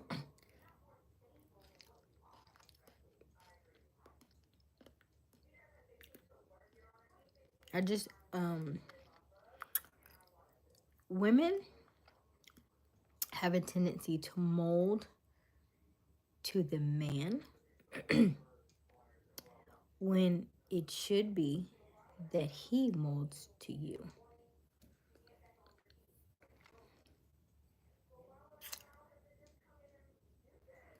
because a man's happiness is derived when she is happy.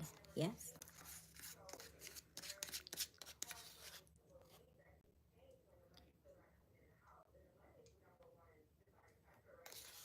And because when dynamics start to change, women take on a lot more than men.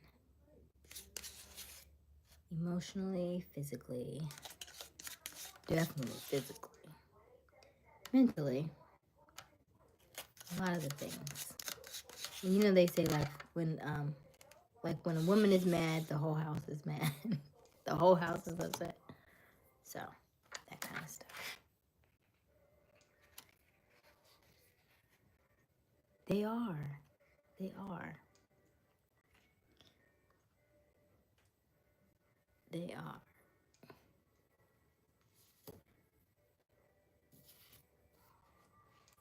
It's not a.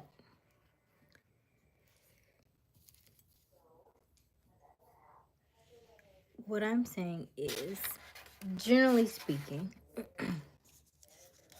women have a tendency to. Just like Crystal said, she's really excited, and so she's doing all these things. And so I'm saying, hey, as you do these things, you still have to remember who you are. Men don't change as much as women do.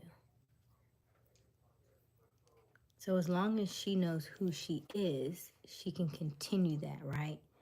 But if she continues to change for him, she loses herself. That's all. And it's harder for her to get that back. And so when it's harder for her to get that back, when it becomes lopsided and unbalanced and unequally yoked, he'll feel it, but he won't know how to fix it because it won't be him to fix. It would have to come from her. But if she doesn't know how to fix it because she doesn't know how she lost it, that becomes a problem.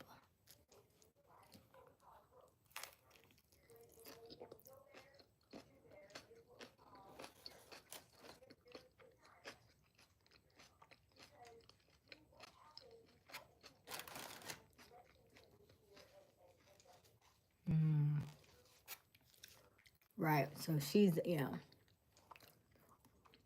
and so she's in the phase where she's gonna be all about Dean right now anyway. She said she's ovulating, so she's gonna be like, oh my god, oh my god, oh my god. He saw this, he saw that. She's gonna like devour him all week long, so this is probably not necessarily the time to say this stuff to her because she might not even retain it. But at least I put it out there. Hello, little Luna. Does that make sense, Q? Oh, I'm glad you made the live too, little Luna. How are you? It's late. What are you doing up? Okay.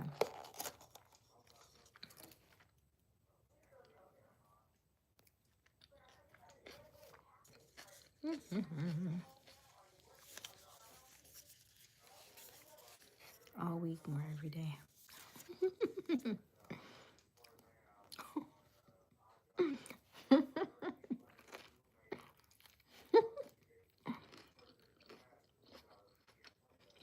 I am good.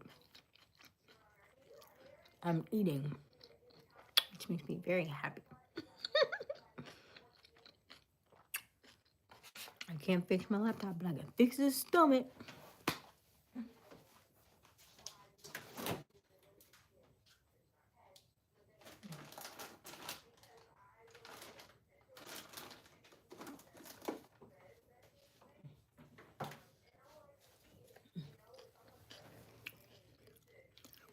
I shouldn't eat this.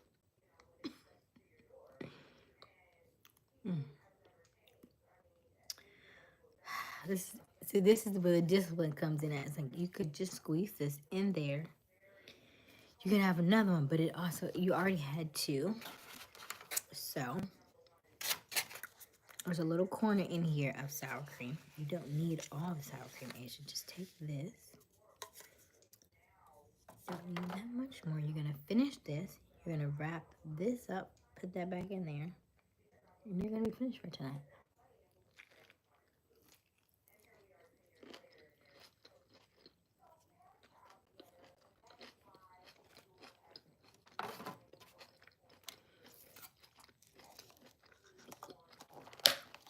Oh, Crystal, as long as he thinks about you as much as you think about him, then you're okay.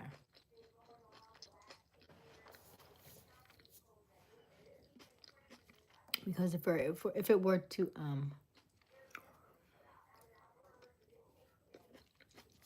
flip,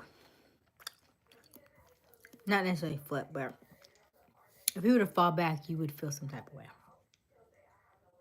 You're like, I don't know what's happened, but I want you to be mindful and just take it slow. Yeah, take it slow.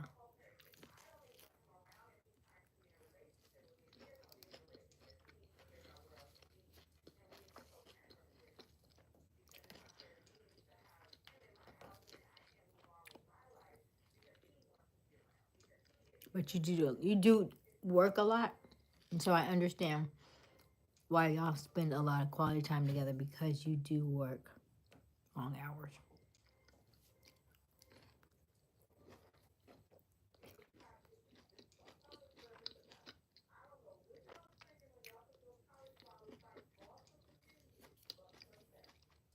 Mm,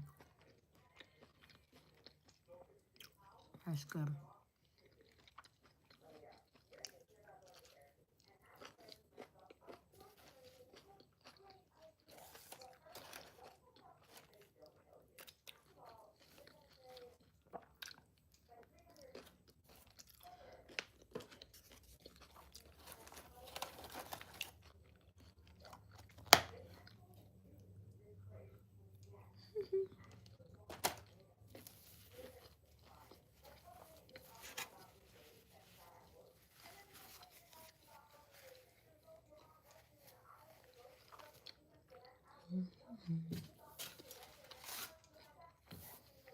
Mm.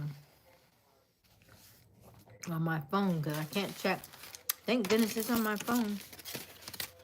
I'm so sad. I feel really sad. I was getting a new laptop. It was not in my plans.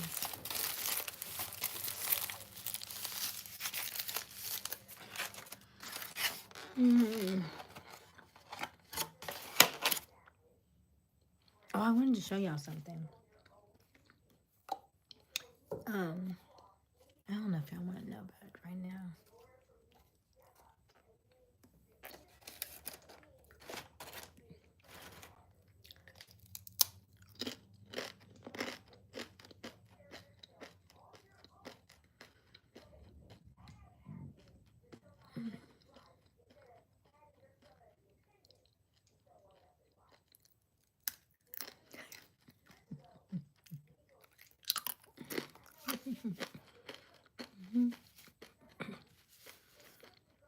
Yes, I'm also traveling now, right? So, I'll probably get a laptop tomorrow. Because my laptop had issues 2 years ago. But I just completely wiped it and did it over because it was running out of space, and I completely wiped it. And I was good to go. So I just started over. But now I'm like, dang it. I just didn't want to, just like anything, Q. Having to get a new car, you're like, I don't want to. You don't want new car payments, right? Think about where we are right now with tariffs and stuff. How much you think a new laptop is? Huh? Huh? This one was $3,000. How much you think it is now?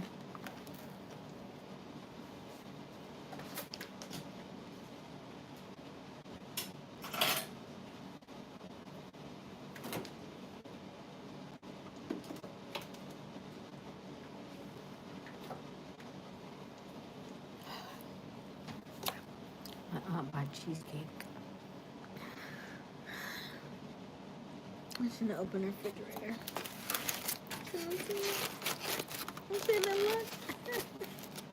I'm not getting a no. Whatever that is, it's a no. It sounds like weird.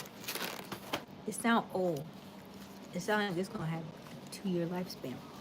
It's not a Mac. It can break into those. Goodbye, little Luna. Thank you. Oh.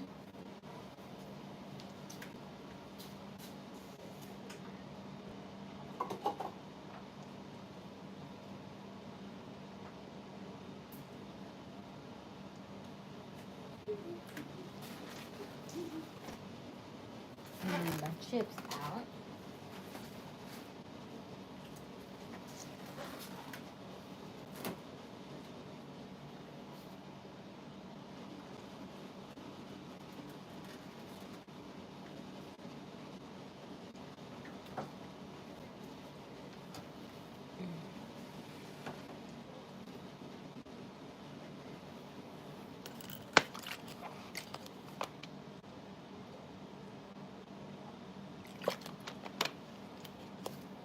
Right. How long did you have the? What is the longest that you've ever had a laptop though? Q. Did it last 13 years? Because if so, at this age and this stage in my life, quality over quantity. Okay, quality over quantity. I don't know if you've seen, like, I came in today and she was like, here. She was like, well, I bought you some shoes just because, for the price I couldn't turn it down, which is cool. But in the time that I've been here, I've gotten 3 jackets, 2 pairs of shoes, probably 6 dresses. It's just so much. And I love them for it. But I don't need all of this, yeah? And I love that I'm a fashionista. But at this point, I would like for all my stuff to be paid for. I feel like it is. Because I don't pay for them. But I would also want them to, I don't have to have all this stuff. It's sweet. It's a sweet gesture. But remember, receiving gifts is their love language. So they've essentially kind of passed it on to me. Because they love gifts and they love receiving gifts. So they give gifts a lot. But, I'm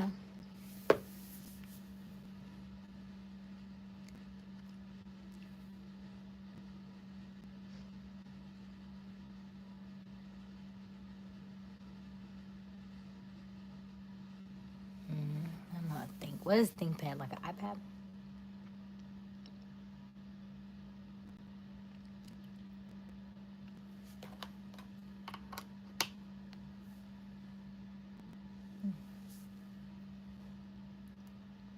That's what that is, right? ThinkPad like an iPad? If you are just joining us, hello, welcome. Tell us who you are. I see quite a bit. I see 10 in the chat, so we're just chatting. Oh, God, no, but there is when my computer was crashing before we bought a laptop, I just didn't I wasn't here to get it, and I didn't want nobody to ship it to me, but I have one. I just need to see what he's doing with it. I just need to see where it is. Dang, I ain't want to. Love my laptop though, because when laptops crash, you want to at least get the stuff all on one location and move it over before it crashes, right? Because now all the stuff in my downloads is in my downloads and it's already done. I already had it, already pulled. And then I do have a guy that we take stuff to see if he can fix laptops. He's a really good IT guy, so I may have him look at it as well. So it may not be terrible. It may just need a new battery, another battery. It'll be only the second time I've gotten a battery in 13 years. That's not bad, right? But it is to the point where the processing system is probably old, right? So you know it still works really good, but you know things are different now. So certain apps don't work on it. That kind of stuff. So I do think that's partly where God kind of has to kind of push you along a little bit, like, hey, let's move on to something else. And I did say earlier today in my awareness walk that because I've gotten rid of so many things, it is easier for me to get rid of material things because you can always get more. I literally said that when I was walking today. The best thing about the fact that I gave up the house, gave up the car, gave up the, um, you know, it's like a lot of the things that I had in my house and stuff, the possessions that I had, is because I can simply just get more. It's just stuff. Um, so you do have enough. Not um, that I can't get more, but I just would like to move the stuff over before I get rid of it. So, and then this bad boy is heavy. It's heavy. It's a 17-inch, I think. And so when yeah, I was renting it, and then remember I thought I told you about all the water and stuff that I kept experiencing. Um, I have had a lot of things dealing with water in the last few years. And that's why I started thinking, I was like, man, God is in water. And so, hmm yeah, I am. When I first started this live, I was packing. I was packing. I lived there for almost 4 years, I want to say. And when I was in March, it started to, I was laying in bed one day and the thing started leak dripping. I was like, is that? I said, I had to take a double take. I was like, did something drip on my leg? And the ceiling started leaking in my bedroom. And I was like, ugh, yuck. So I stopped, it stopped, and then it stopped, and then, so I ended up sleeping in another room. I was grateful that I had a 3-bedroom house. So I started sleeping in another room. And then I ended up moving back in my room. I was like, I really miss my room. I had the bed with the, like I had the bed with what do you call it? The vibration up and down, movable. I had all that. Loved my bed. You hear me? I loved it. Um, and when when it started to leak, I moved out of that room and went to the other room. And when I moved back, this was right back in September-ish. Well, October, I had been calling and telling them about the leak, and they came and they put the little stuff up there or something, like some little like spatula stuff, and it helped for like a little bit. But then we had Hurricane Helene, and Hurricane Helene came through with a vengeance, and she sat on my house for 2 days, I think, for 2 days. And so when she left all her rain in my roof, and my ceiling caved in over my bed. And it took them, that was October. Yeah, because I went on my trip. That was like late September, early October. They did not fix that roof until they fixed the inside of the inside of the house in December. And then they didn't fix I want to say maybe early December, or no, November. It took them, yeah, it took them till November to fix the inside. And then it took another almost month for them to actually fix the roof. And when the guy got on the roof, he said to me, the shingles and stuff are fairly new. He said what it looked like is when they did the roof, they never sealed the vents like they should have. And I said, do you mean to tell me that for 3.5 years that I've been living here, it's been leaking? And he was like, yeah, probably. I was like, it's time for me. At that point, I was like, I can't stay here. Because I can only imagine the amount of mold that's in here now. So I'm like, if you were leaking and it finally came through in March, and it had been leaking for 3.5 years, and then I also think that maybe that's how my dog got sick, because I would put him in the front room underneath the vent. And so if you can imagine, like, he was under the vent all that time, and I was like, I wonder if that's how he got sick. And then when I would travel, he would stay in the house. Because I was like, and then I gave away my car because my car had something similar. I had a car, and I gave my car away years ago, probably like 2023, September 23. I gave the car away because I wasn't driving a lot because I was in Atlanta and I was working from home, so I wasn't driving a lot anyway. And so I was having little issues here and there, but I went in and I drove one time and I was like, what is that? And I looked at my back seat bottom, it was soaked. And I was like, why is it soaked? And I had a little crack in the back, like not crack, but the window was a little cracked in the back. And I knew that because I was having issues with my window. So I rolled it all the way up and then we sealed it. And so I was like, maybe the water's getting in that way.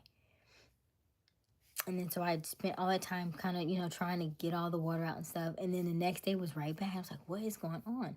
And so it started to mold. And what I think was happening was the water was coming in from my sunroof. And I didn't know how to, I think, sunroofs, you have to, after a certain time, you have to clear them out or something because they can get blocked and clogged.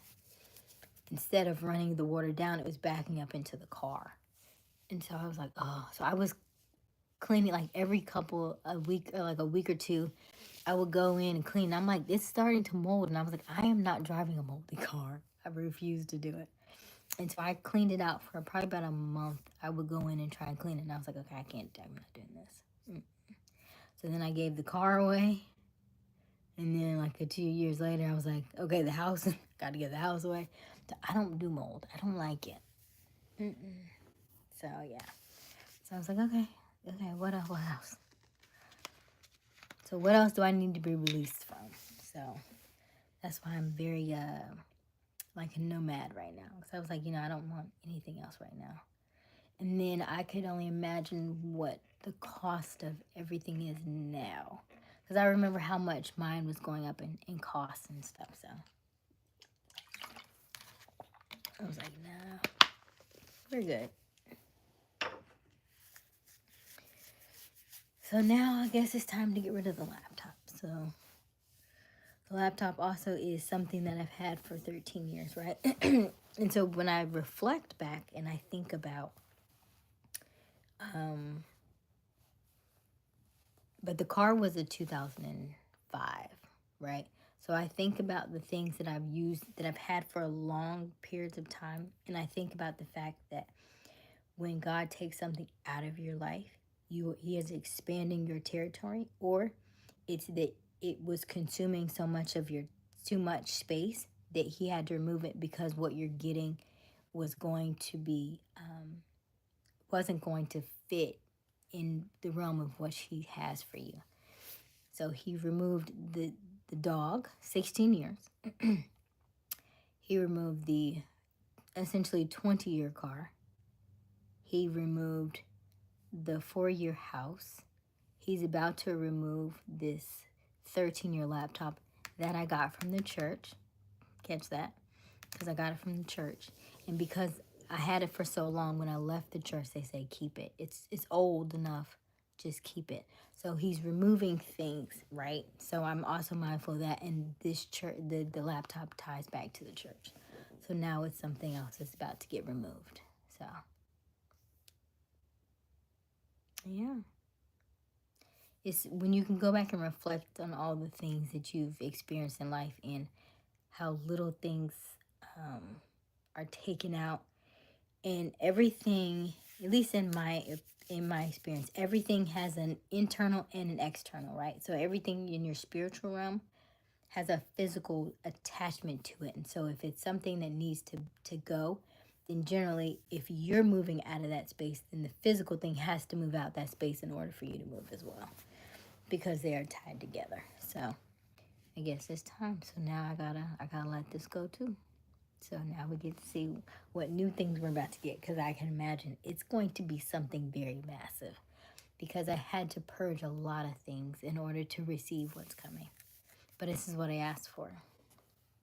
I don't have little dreams, I have big ones. Okay.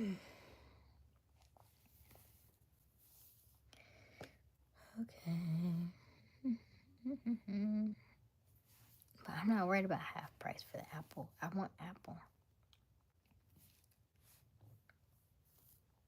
I like that my phone, I can screen share, I can airdrop to my Mac, I can do like this. I can take my phone and I can put it to my laptop and it just instantly downloads things. I saw somebody else they copied in their phone and pasted, and it automatically pasted to their laptop.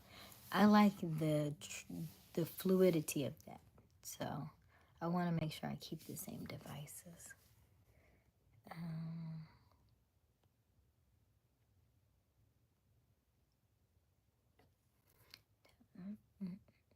I sold 2 cars over the last month, going through that cleansing phase. So, yeah. Yeah. So it's just, sometimes it's time. It's just time. And once you come to terms with the fact that, yes, it's something that you've had a long time, yes, it's something that you love, but also the new thing that's coming is going to be just as equally amazing. It's just going to be, and like, oh, look, this can do this now. Y'all can do this now. Because you're so, caught up in the fact that, oh, but this works and I know how this works. But the new thing will work too, right? I just got the phone. I just got this new phone in December. So got the new phone. I had the previous phone for maybe 2 years. It still works. I still have it. I got that's a what is this? This is a 16. That's a 10? No, that can't be a 10. Is it a 10? I don't know what that is. I feel like 10 was so long ago. 10 wasn't 2 years ago. This is a 16. Maybe that's a 14. Yeah, I feel like my 10 was shattered. So that might be a 14. So I have 14. This is a 16.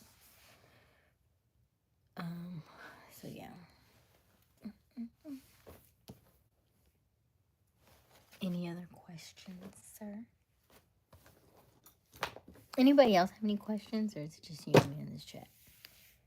Did Deem and them go to bed? Crystal, you still here, boo? Mika? Anybody? Anybody? I did want to read. This is my other favorite book, by the way. I don't think I've read this to you all. Have I? I don't think so. Probably not, because some of these books are newer, and so they frown upon the fact that you read them out loud. But I do like this one, because it'll tell you, like, if you have a goal or dream, And then so you put the goal or dream you want here, and then your name, and then you put the things that you're going to do to achieve it and the things that the universe is going to do to achieve it. And so apparently now I probably won't do it with the laptop. I'll do it with something else because I already know where my laptop's coming from. We already have one. I just need to go get it. But if you were looking for a goal, it would have probably been the laptop, but probably now it's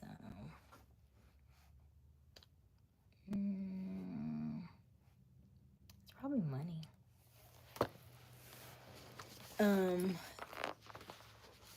I would want something attainable, like, you know, they do say relationship and stuff on here, but that's not really my goal right now. Or my goal would probably be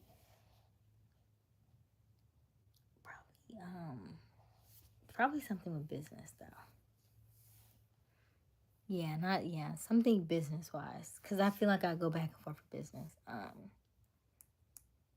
quite often, trying to figure out what I want to essentially settle on. And I've heard it from two different people. It was like, Aysia, all the stuff that you know was like, you know, if you package it up together, you could really sell that. And so I think for me is that I can do a lot of different things. I'm very good at a lot of things. But which one is the one that I'm most aligned with, and the one that comes the easiest to me, and the one that I'm going to want to stick with and not get irritated. Like, you know, I can do a lot of things. Right. People know me for websites, but I don't like websites.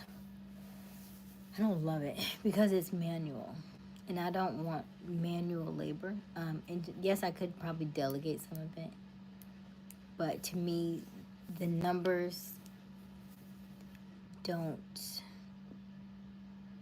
aren't, you know, I can't quantify those in that regard without having a lot of accounts. Like, to get where I would like to get to, like I talk about 7-figure business, how many accounts would I need in order for me to build that many, right? Website? No, I don't do one for websites. A couple different ones. One, I could see myself doing like the stuff I talk about. Like, if I really hone in on, I could see myself doing the relationship stuff. Do I have a degree in it? No. Do I have like statistics and data and all the analytics? No. I can only go off what I tell you how I feel. That's one, right? So if I needed the criteria for it, I don't have it. I've got a degree in project management. I don't love it. I like pictures and stuff. I don't really like all the rigmarole that really comes with project management.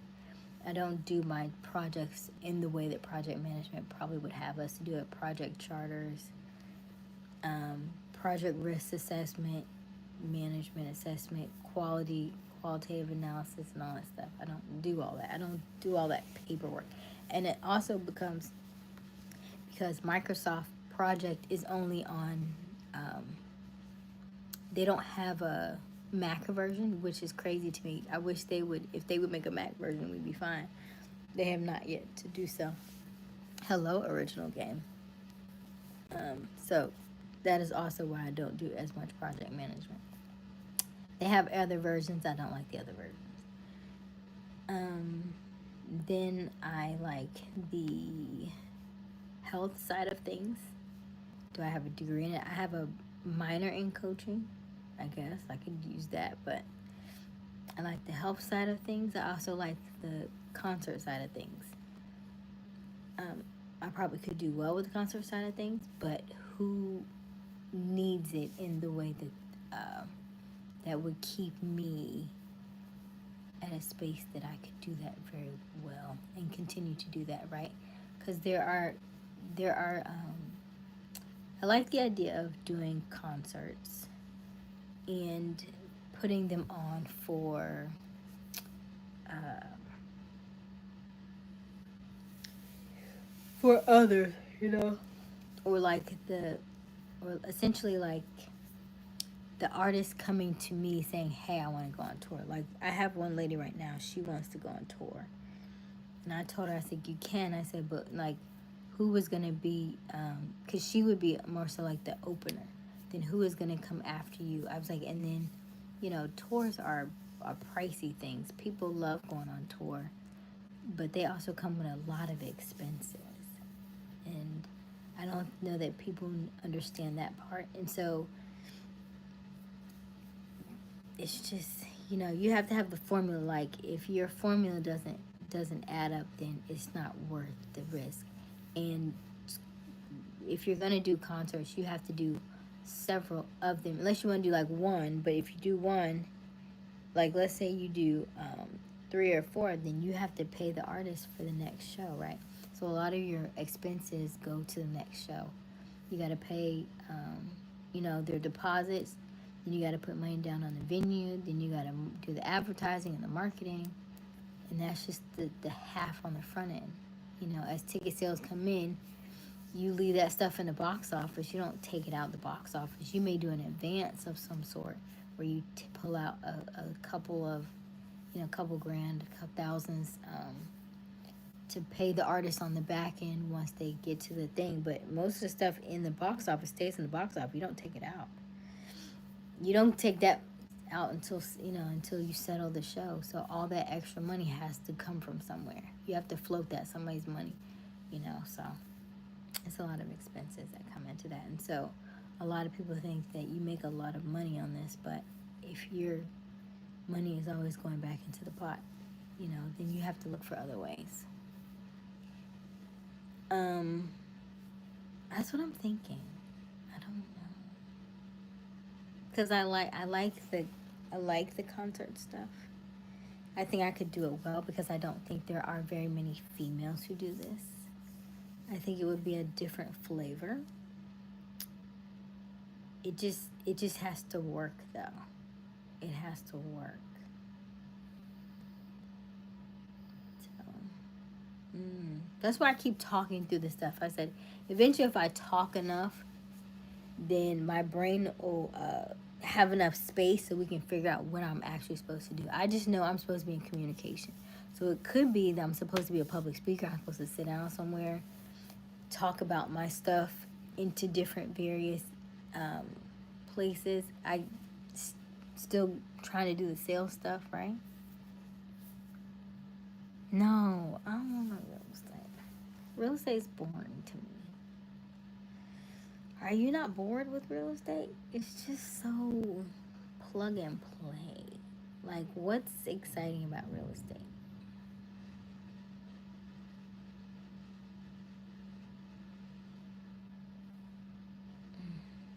I'll wait.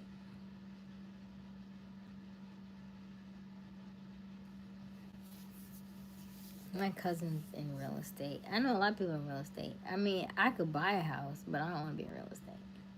I could own land. I almost, at one point, I wanted to own a, like, land or a house in every state. And then I thought about it. I was like, who is finna travel to every state to check on these properties? I'm not me. I'm not me. I'm not doing it. So then it started making me think, okay, well, what are you going to do? Do you going to buy some duplexes? Do you want to buy some triplexes? Do you want to do some house hacking? Do you want to do, And then you hear both sides of the coin, right? There are people who are very successful and they say a house is a liability. And then you hear the other side and they say a house is an asset. So it depends on which side that you're looking at and which one they think is a blessing. Buy some trees. Oh, he's back. Where you came from, Dean? What is that picture of? I can't not tell. It looks like you're bald. I can't really tell. Look, um,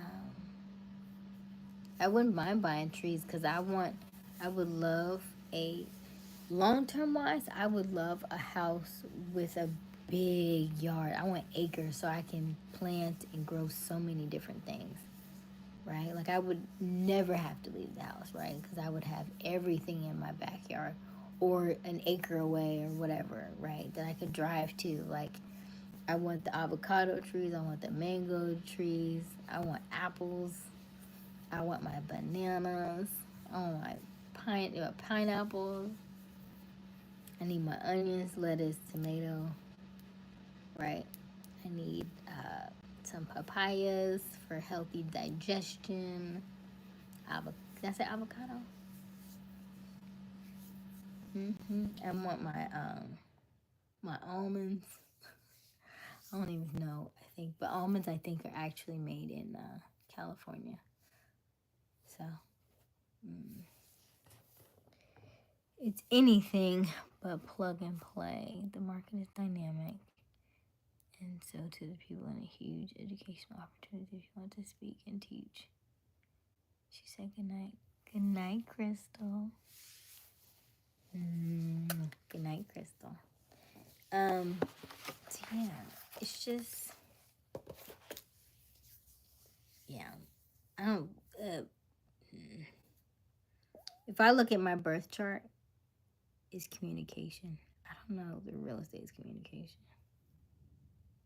I think I'm doing what I'm supposed to be doing. I just think I need to be standing up, talking to other people about it. I've gotten comfortable in here, but I think I need to speak more to it. Like when you come to the chat, what do you come for? What do you come to hear me talk about? What is the topic of conversation that interests you the most in this chat?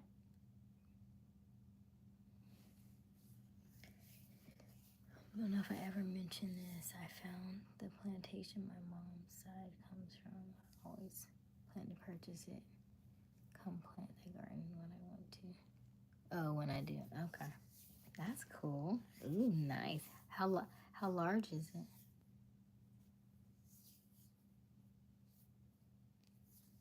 Did you do like ancestry type stuff? Like you invest in trees or almonds? Why can't I do both? I want lots of fruits and vegetables. Just seeing how that mind of yours works. Right. But why though? Why are you looking at how my mind works? Is it because you want to learn women better? Is it because you don't know these things? Is it because it gives you a different perspective? Like, have you, any of the things that we've talked about in the chat, have you taken it home and used it on your person? Did you see a difference? You too, Dean. Like, have you, like, any things we talked about, have you done them? Have you said them? Did you see a difference? Did you notice anything? I have a distant cousin, very Afrocentric, works in Black. He did the research. Okay. Gotcha.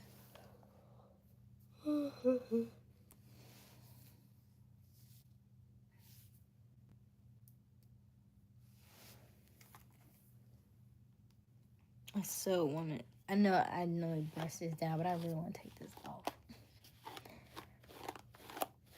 I'm about to take this off.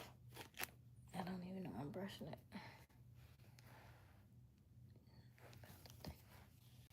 What was my question? My question was, you said you get on the live to see how my brain works, and my question to you was, when I'm on here, out of all the things we say, that I've said to you about women or things that I've experienced, how often do you take them back and see or try them on your person, on your lady, and see if it changes anything? Does it do anything? Like, you may talk about her.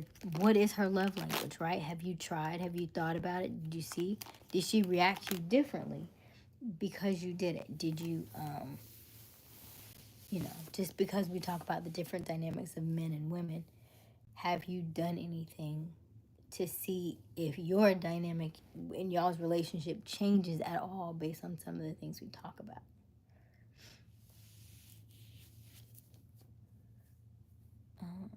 Yes, I feel and I'm more aware of my feelings in a mental state, and I feel calm, and I feel eager to learn more. That's good, Dean. That's good. Yeah, I like that. So I think it's, yeah, just being open and willing to have those experiences. So I love Demon Crystal's relationship. I love seeing how that all that's unfolding.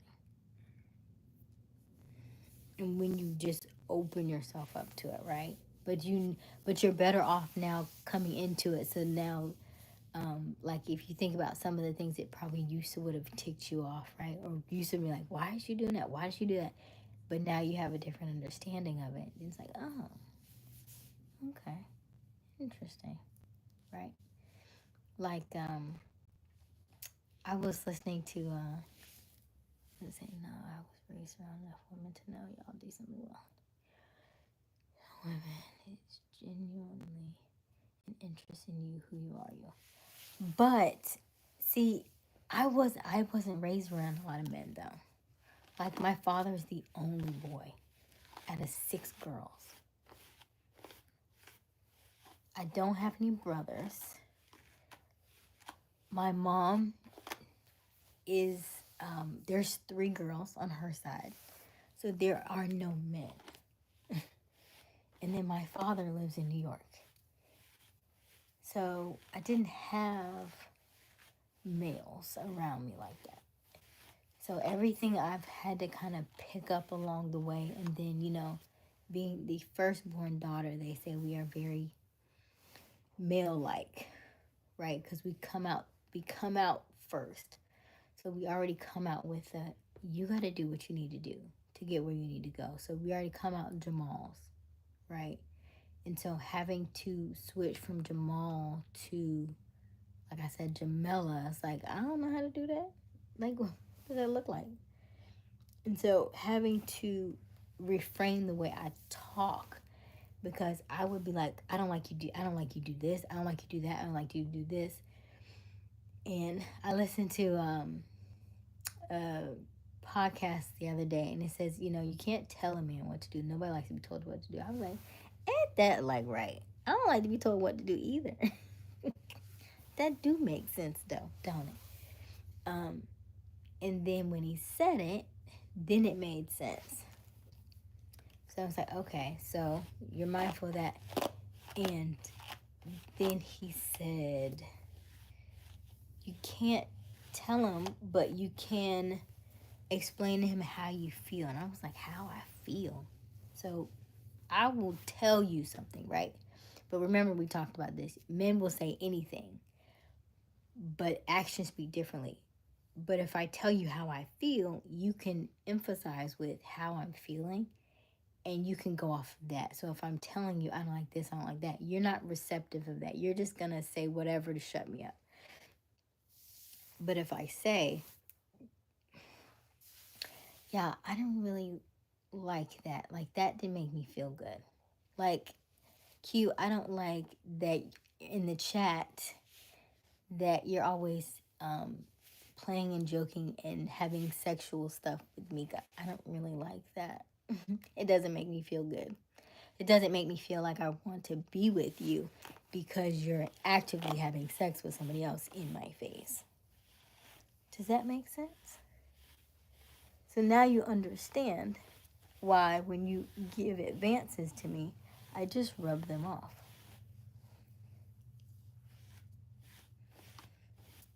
It's just a change. Just different.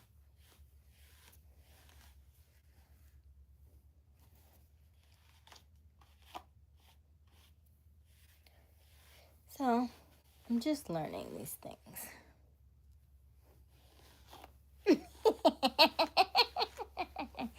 But do you understand, right? Like, you'll say something to me, and I'm like, are you kidding me? Are you serious? I honestly grew up in a house full of women. It was me, my mother, my grandmother. Oh, nice. My younger sister and my aunt. I had adjusted the older that I had gotten, and it made me that's deep. So you didn't have, because your father passed away young, so you had nothing but women. Did you have any male figures at all, Dean? Is that why you did you like join a which kind to have a more of a brotherhood? Did you join a I'll say community? A blue community? So that you could have a brotherhood? Understanding a woman's feelings and emotions. Okay, I had adjusted the older I got. It made me gain somewhat of an understanding of women's feelings and emotions, but I honestly had to adapt to different situations and differences. Right, yeah.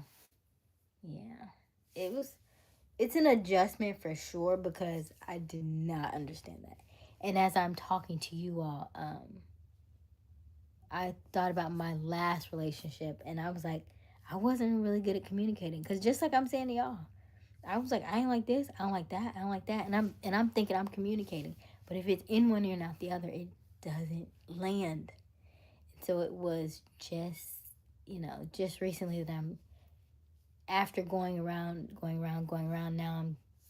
now I'm like, oh, okay, that's what you meant.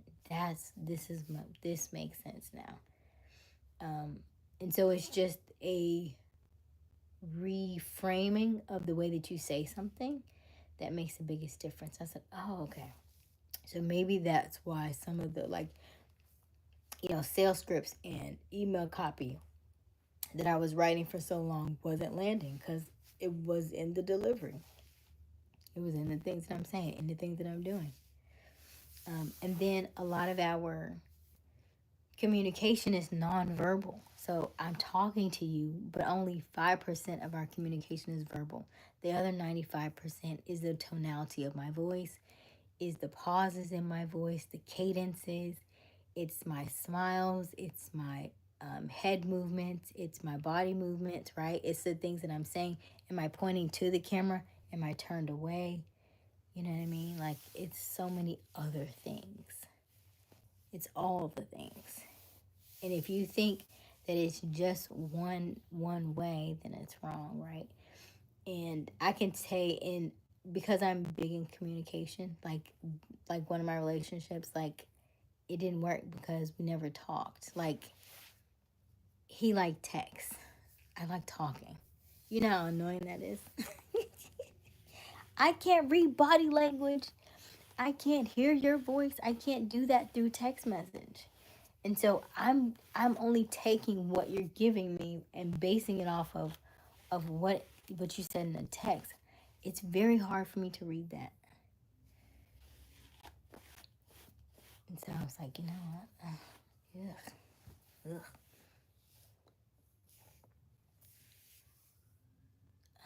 Not really, but I had a mentor growing up, and we talk about different aspects of life, and it really opened my mind and eyes to be able to gain knowledge and structure within me.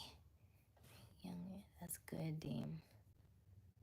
You've done a lot of work, Deem. I'm proud of you. You really taught me a lot of things about communication skills and how I read person energy and how to explain how things work in our everyday life. Love that you're actively doing the work. There's enough Jamel in you. You'll be alright. So, yeah. The next relationship is going to be very interesting because it'll be a relationship where I have actively going in with the right mind, right? With the right mindset, with the right framing, asking the right questions, looking for the things that I am actively seeking, right? So it's just a completely different dynamic now. And I do think love is on my side. I'm going to be a better communicator. I'm going to be a better it's going to be a different experience, Thanks, Asia. It truly means a lot. I appreciate you. I'm glad I met you and came across your channel. Me too.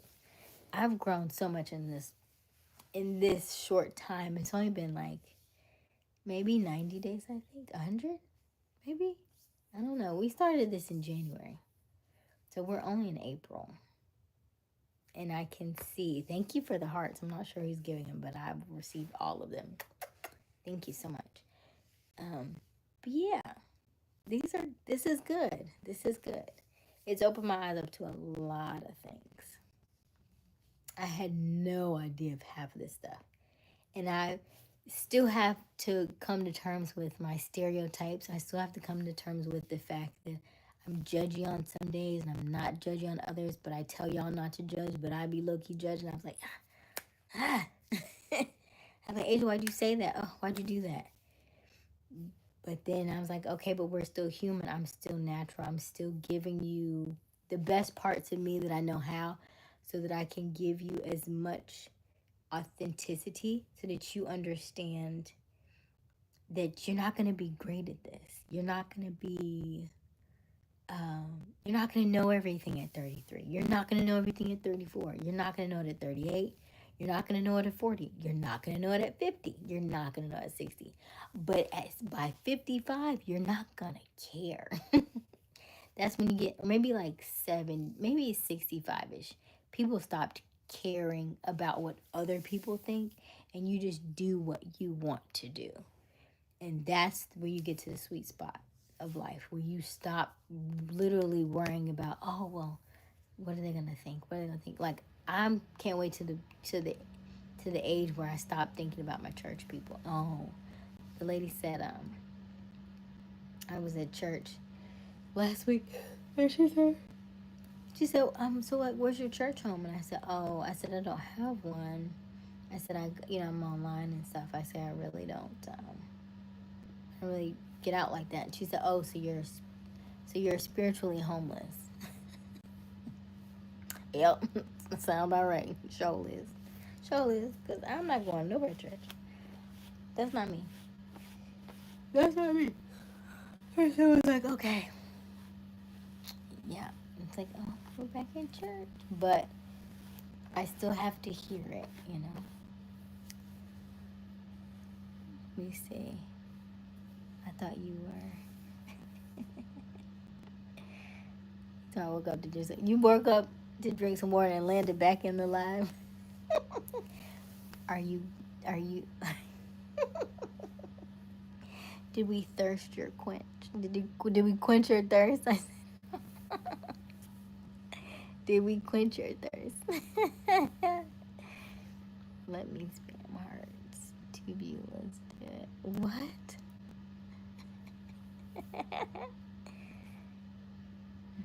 I don't. A little more every year. Yeah.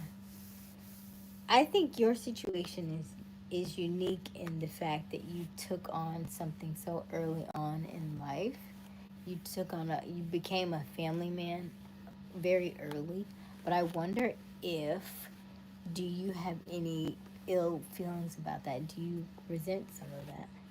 Like, because you didn't necessarily have to, right? You could have just took care of your son and then that was it. Y'all could have been in two different households, right?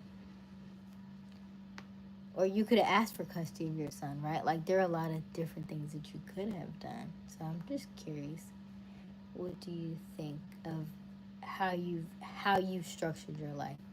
Would you have wanted to do something different?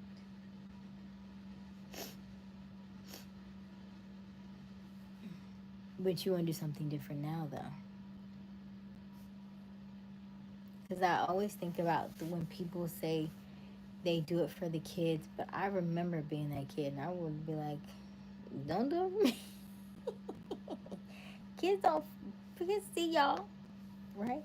Now, I don't know how you are at home. I don't know if y'all is fighting in the house. I don't know if you come in and roll your eyes. I don't know none of that, right? I don't know if you come in and give her a kiss on the cheek and like, hey, honey, and she gives you how's your day? You know what I mean? Like, I don't know y'all's dynamic like that. Apparently she's not making your smoothies. That much I do know.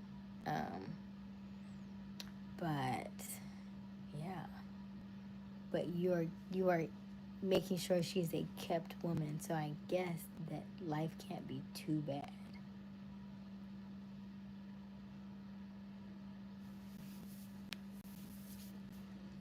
Hello, Remedy. Oh, I like the way you spell that. Thank you. Your smile is nice. Thank you.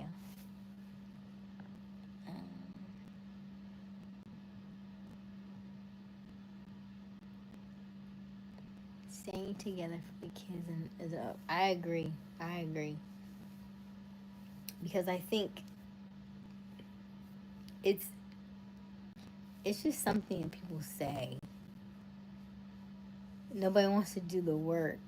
But the longer you stay, it's like an ingrown toenail, right? It's still ingrown. You're like, well, I'm just gonna wait a little bit longer. It's still ingrown.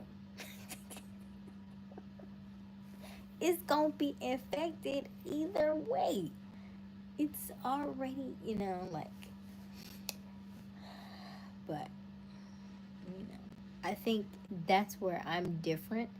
I don't like to say in situations I don't feel comfortable.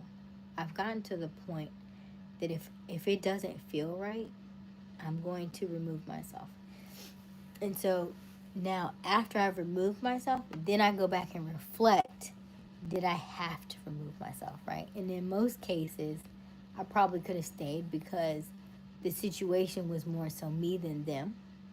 If you think about the relationship that you were in, and you like, well, they did this or they did that, but you played a part into it, right? Did you tell them, no, I didn't like this, no, I didn't like that, or did you just say it one time? It's like, well, I said it once, but how did you say it, right? Because the way that I said it, if I said it the way that I'm telling y'all I used to be, then he didn't receive it anyway. So now I have to go back and think about, dang, I didn't say it. I definitely didn't say it in that way. I know I didn't say it that way. And I didn't express how I felt, right? Like, I should have been like, look, I don't like texting all the time. Call me, nigga. But I can't say it that way. I should have been like, it really makes me sad that I can't see your face. Or something like that, right? That would have been more of a better delivery than what I was doing. So I'm learning. I'm learning.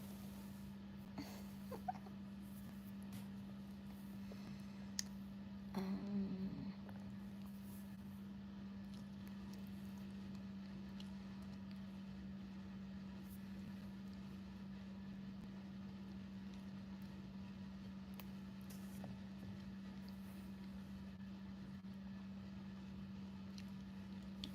I don't know now.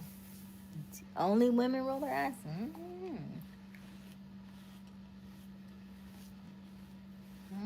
I've seen men like, oh, here we go, right? It it might tilt the head back, but it's still a roll. It's still an eye roll. Oh, here we go. Here she talk about that again. hmm You have to have experience of living for someone outside of yourself. Your decisions are rooted in their well-being.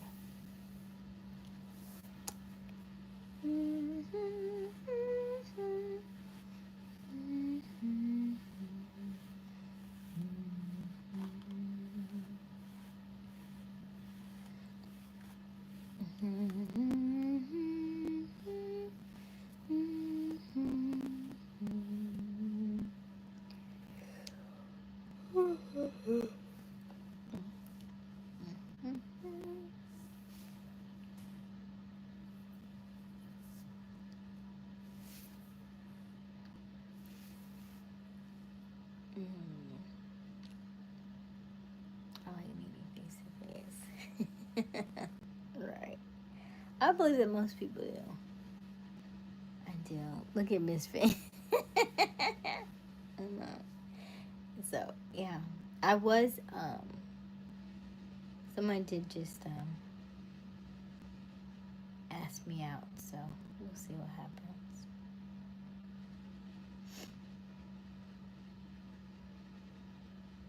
I'll do that. Just avoid. You'll avoid what? The eye roll? What do you mean?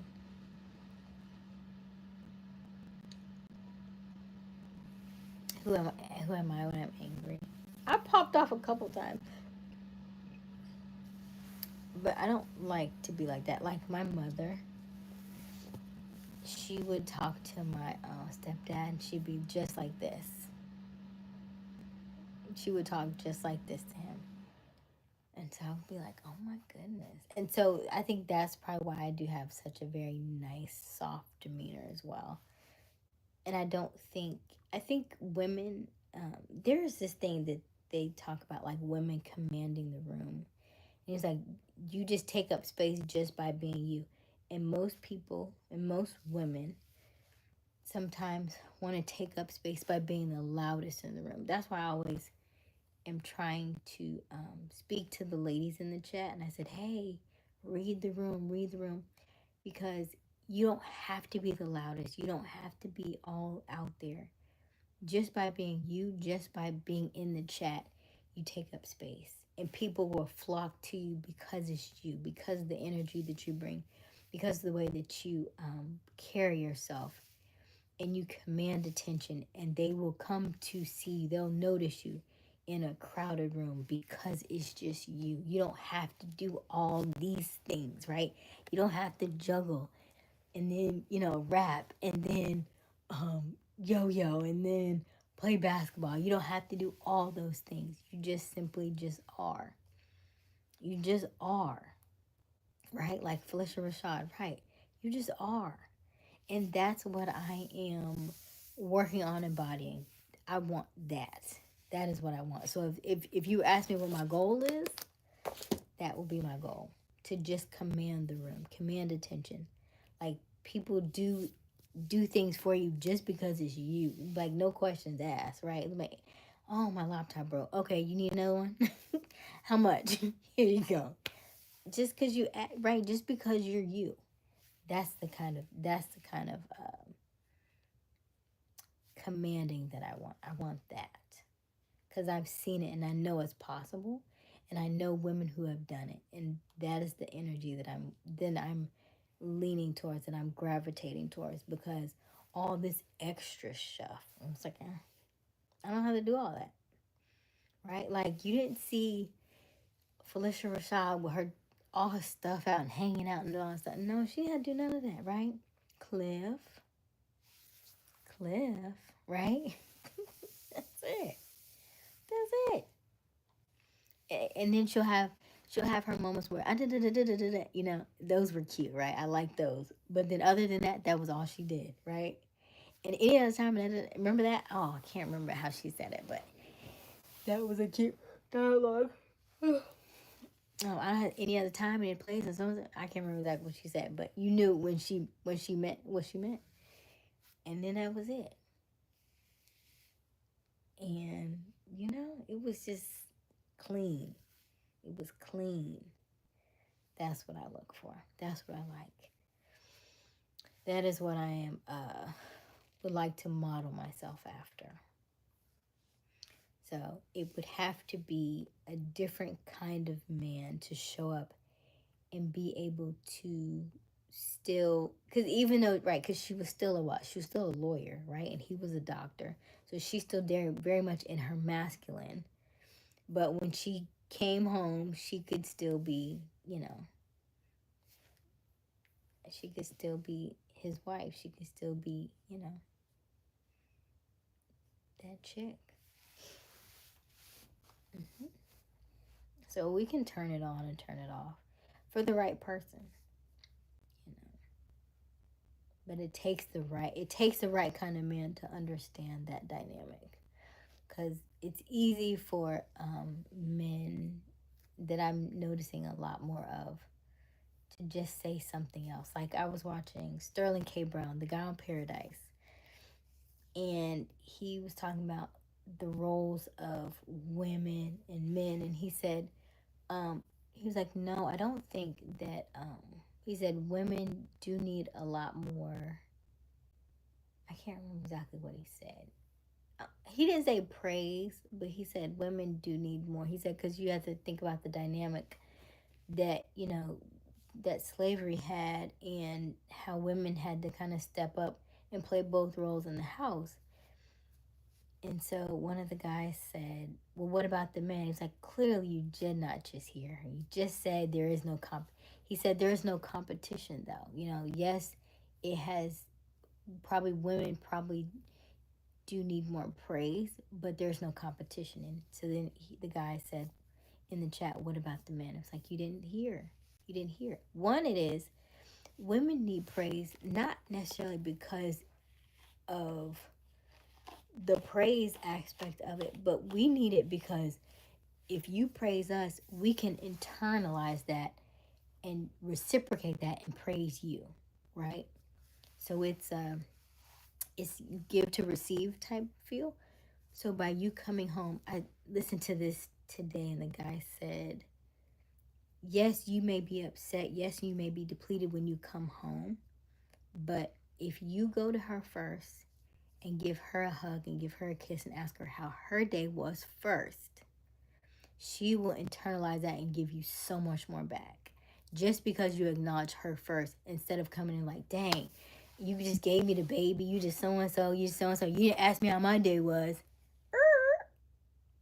Mm-mm, mm-mm. I need you to reciprocate that. I want you to stop what you're doing. I need you to pay attention to her first. Give her that. Give her that love. Give her that nourishment. Give her that, hey, babe, how are you doing? Make sure she's good. And then she'll be like, oh, thank God. Right? And it's just so simple. It's so simple and so small. And then she'll in turn reciprocate it. But by you coming in hot, like I just came home from work and you just start moving that so, you could shut her up at the door. If you came in and she was fussing and you kiss her and put her down, and she'd stop right at the door.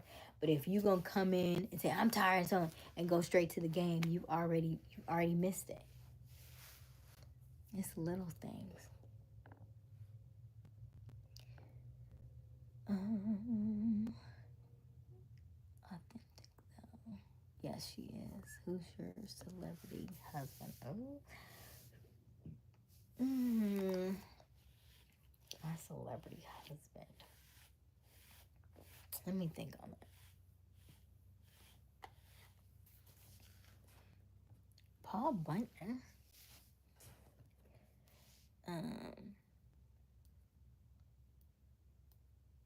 George of the Jungle.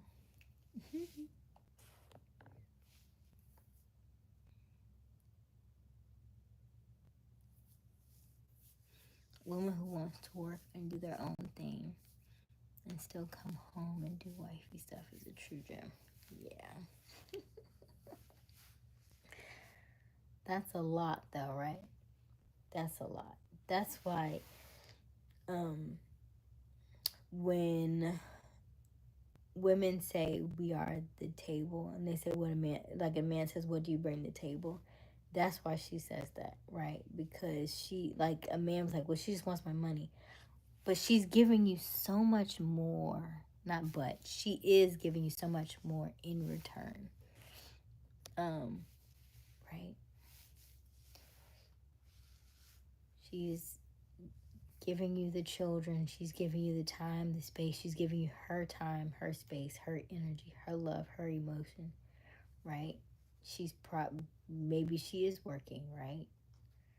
So that's a lot. And then women have a lot of emotions. We go through so many transitions and so many cycles within a month, right? Then she's having those pains of those monthly things and all that stuff. And all of that, then she has to deal with all of this stuff around her. It's a lot to handle. But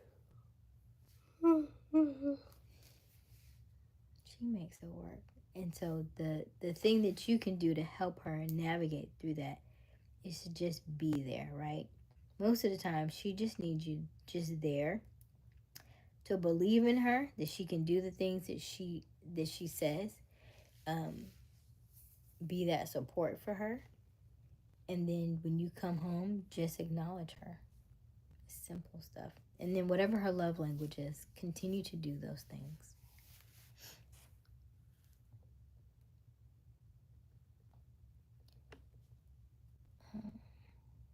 That's what I do. That's good, Dean. I know that you give her gifts. She loves that. And I think hers is acts of service. Because she's always talking about the things that you did. You stopped, you brought her lunch, and she loved that. And I remember how you said you didn't like going to hospital, so I thought that was really nice of you to do that, because I know you don't like stuff like that. So I think if you continue to do acts of service, and then you continue give her gifts, I think you'll be just fine. And I do think that you are words of affirmation because you always talk about those things. And so you'll say those things to her, but I don't think that's hers. She'll receive them, but I think hers is more so acts of service and receiving gifts more than anything else. And then y'all two share that quality time together, which is very important in the early stages. I'd be like, hey, babe, how's your day? How are you? Yes, she loves that, the acts of service. And she returns it absolutely. It works like a charm. It's like clockwork. If you work it well, it works, right? If you work it, it works. But you have to be on one accord. Y'all got to get the timing right. Y'all got to get the methods right. You got to get the acts of service right. You have to know each other. You have to like each other, right? You have to take the time to be open and vulnerable with each other. But when it works, it works. When it works, it works. Like, part of me thinks that our girl in the chat, I don't think hers works like it should be working. Because she should still be in the lovey-dovey phase, really. From how she came in February till now, she should still be in like the lovey-dovey phase. But I don't get that from her. I don't know. Always struggle with words of affirmation. I think he may be talking about himself.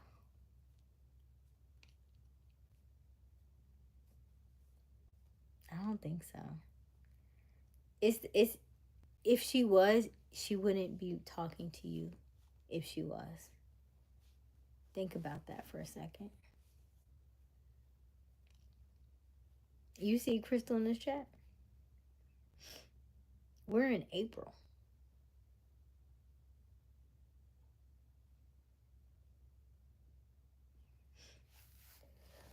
We're in April.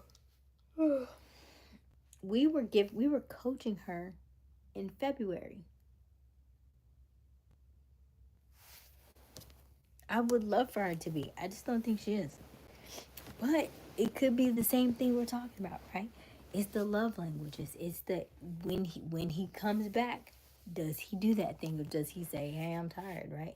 It's all the things. You just have to be on one accord. But, I just I want y'all to test this stuff out. Like, if I'm wrong, tell me I'm wrong. But I really want you to test it out first and see.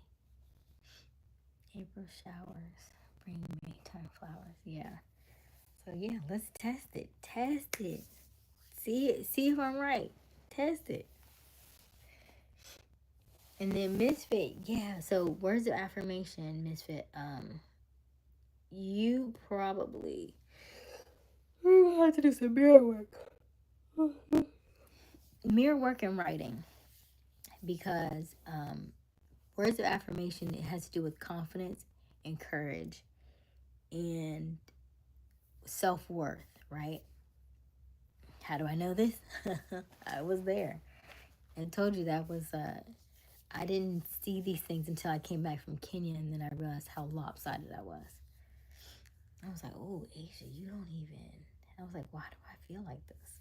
Because I was not taking the time. Like, I loved me, but I didn't love myself. Not in the way that you should. In order for you to accomplish the things that you want to in life and do these big audacious goals, you really have to have that confidence in that worth. Like, I'm worthy of making $1 million. I'm worthy of being on these stages. I'm worthy of talking in front of these people. I'm worthy of these things. I deserve these things, because most of us don't feel like we deserve a lot of the things that we have in life, or we keep ourselves from getting these things because we don't feel like we didn't deserve it. I didn't work hard enough for it, so I don't think I should have it. And it's like, well, who told you that? Well, I didn't do this, so I didn't get this degree in school, and I didn't pass this test, so I don't feel like I'm worth this, right? I don't think I should deserve asking for an extra $5,000 in my at my job, because I mean, I've only took this one class, and it was only a 30-day class, so I don't think I should do this, right? But people are out here doing it every single day, and the only person who doesn't feel like you deserve it is you, right? Because other people looking around and saying, "Man, all this stuff you do, this is all you're charging," right? You have to feel worthy enough to do it. If I say anything about being tired, she'll be right by my side. That's beautiful. You read the bag book too. Huh? What is that? The bag book? What is that?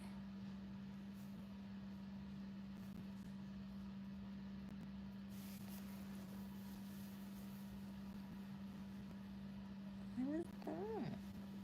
What does that stand for?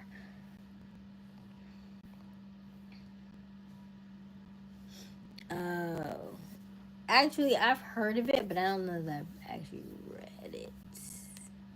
I definitely have not read it. Is it actually a book? Big Hair Audacious Goals?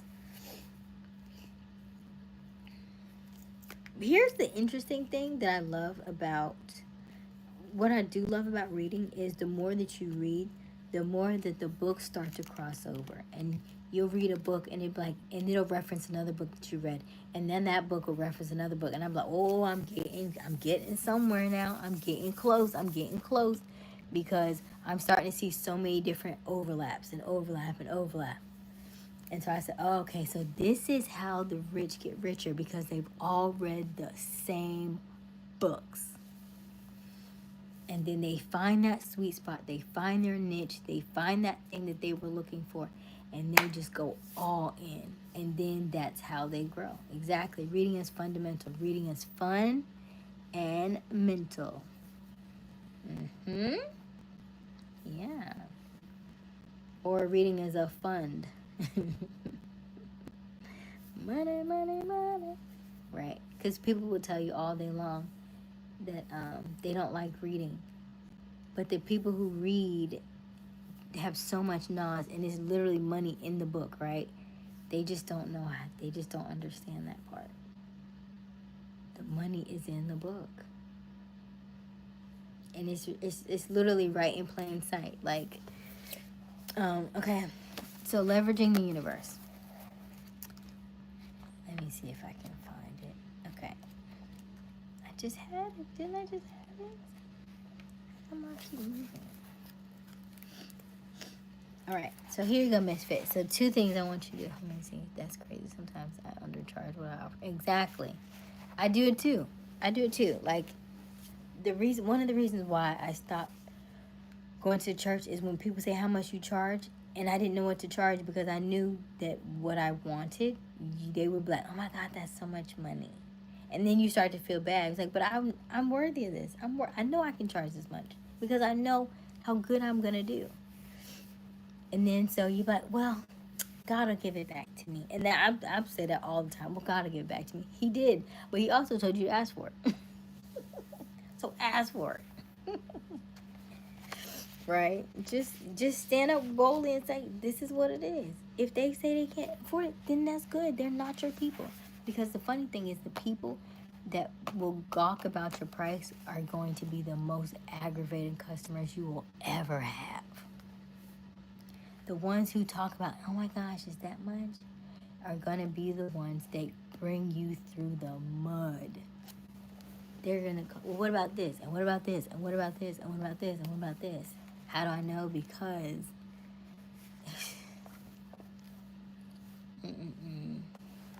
we have a marketing company right now that we just hired to do some stuff for us. And so I was like, I'm like looking at our time frame, and I was like, I don't think this is a good idea right now, because we're in the middle of a show, right? We normally say, hey, let's do this after our show, because we have the time to transition, we have the time to change the website, we have the time to let it grow. And so it was like, well, in the scheme of things, they was like, oh no, we can do it, we can handle it.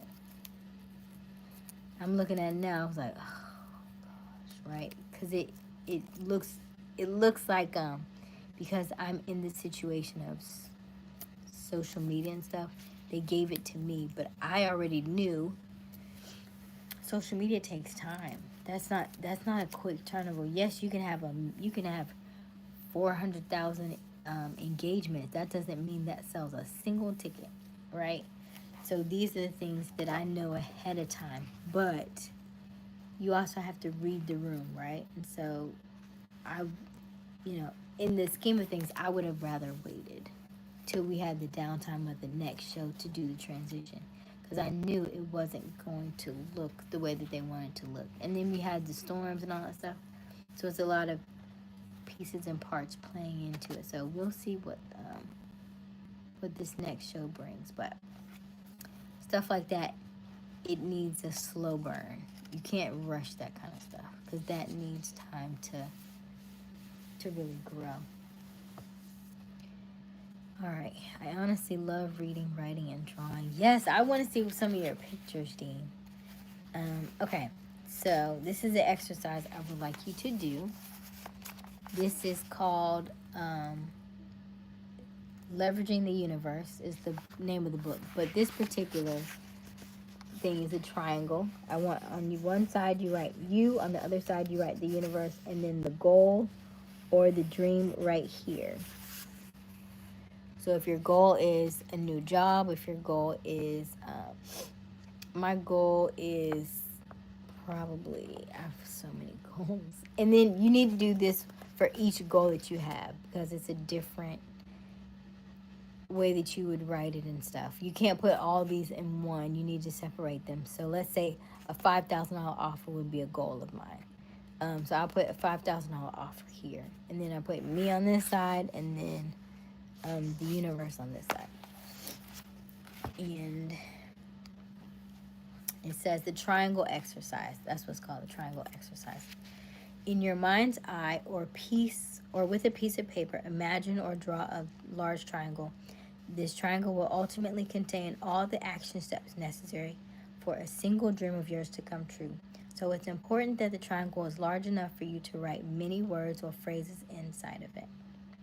Now imagine or draw a vertical line cutting the triangle in half from top to bottom. That means starting at the top of the triangle where there's a point, and that's basically what I just showed you, okay? You can create a triangle for any or all of your dreams, such as a new car, an improved relationship, a career, direction, health, or anything that you want. However, each dream will require its own triangle.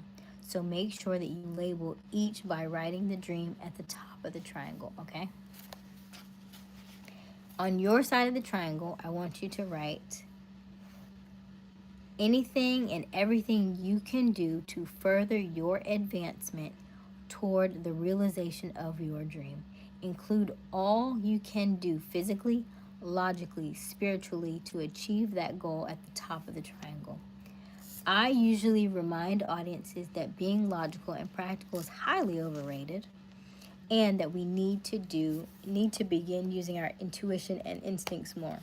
Yet, with our amazing brains and analytical abilities, sometimes being logical and practical is being spiritual. Sometimes it allows you to stir up the magic. For this exercise, what I mean by being logical and practical on this side is, of course, on this side of the triangle was you. Let's see, on this side, include some of the things that your peers would be doing to achieve the same goal, whether or not they know anything about the universe and its life magic. Another way to approach this logically goes back to what I said earlier. If you don't know what it is you want to do, keep doing what you're doing, but do it better. If that applies to you, what are some of your answers in the last chapter? Y'all don't know about that. That you could be doing better. How could you be honing your skills and becoming a better master of what's before you right now in your day-to-day life? These answers will make up the physical and logical part of our entries on your side, the left side of the triangle. Here are some ideas. If you're in sales, make more cold calls. Start or continue refining your education. Obtain licenses, certifications, websites, or business cards. Create a business plan. Actively seek or strategize to find new partners, investors, or customers, and so on. Ask mentors for help. Read how to books and success stories of those who have gone before you. Help others who want what you want. A great way to gain a new perspective on your situation. By teaching somebody else to do it, you even learn it better the second and third time because you're having to break down your communication in a different way.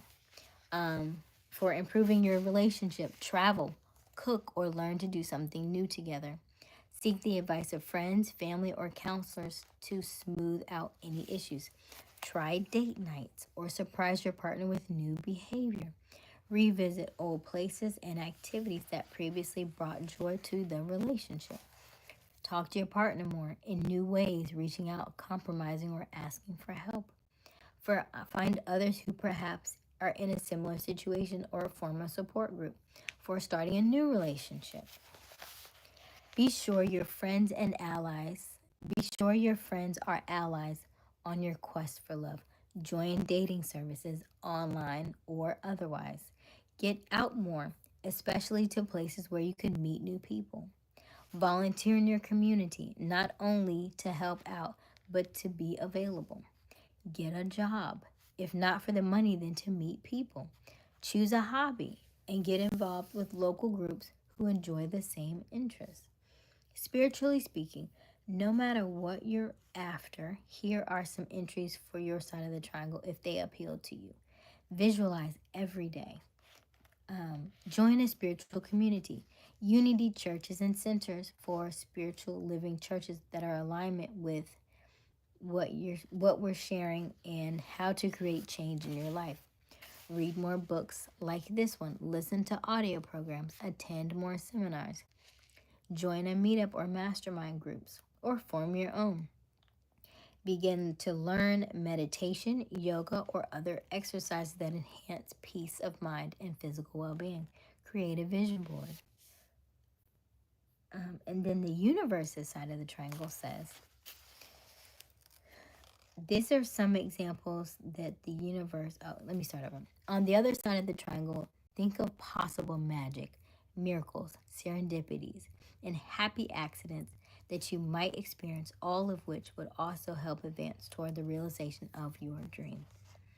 Examples are help you unexpectedly meet new people who can help you, give you a bright idea that will not only change your life but also the world, provide inspiration and motivation when you most need it, resolve inner conflicts, arrange circumstances to ease your journey, open your eyes to new possibilities, help you negotiate and transcend obstacles, that tricky people or other distractions that aren't serving you, hone in your skills, improve your talents, instill confidence, accumulate physical resources, and summon new opportunities, reveal your negative thinking and limited beliefs, and much more. Depending on what your dream is, add your own ideas to both sides of the triangle. Yeah, that's good. And they have these little notes that they call notes. He calls a note from the universe. And so they're scattered throughout here in the book, like little mini, kind of like little mini sticky notes. So this one says, a note from the universe. Little tiny dreams require little tiny thoughts and little tiny steps. Great big dreams require great big thoughts and little tiny steps. Do I paint a clear picture? The universe. So, that is how we achieve our goals and our dreams. So I will definitely be doing that. Sometimes it's good to go back and reflect because I have not done. The last time I wrote one of these out was my trip to Kenya. And sure enough, I went. So I know it works.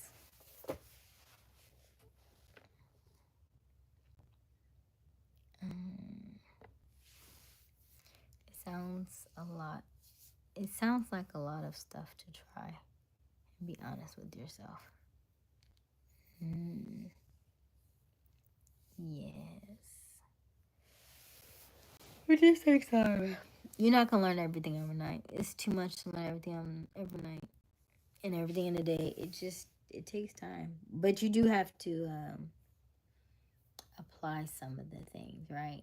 And then it'll come back around. If you miss it, that's the best part about life. If you miss it, it'll come back around. It sure do.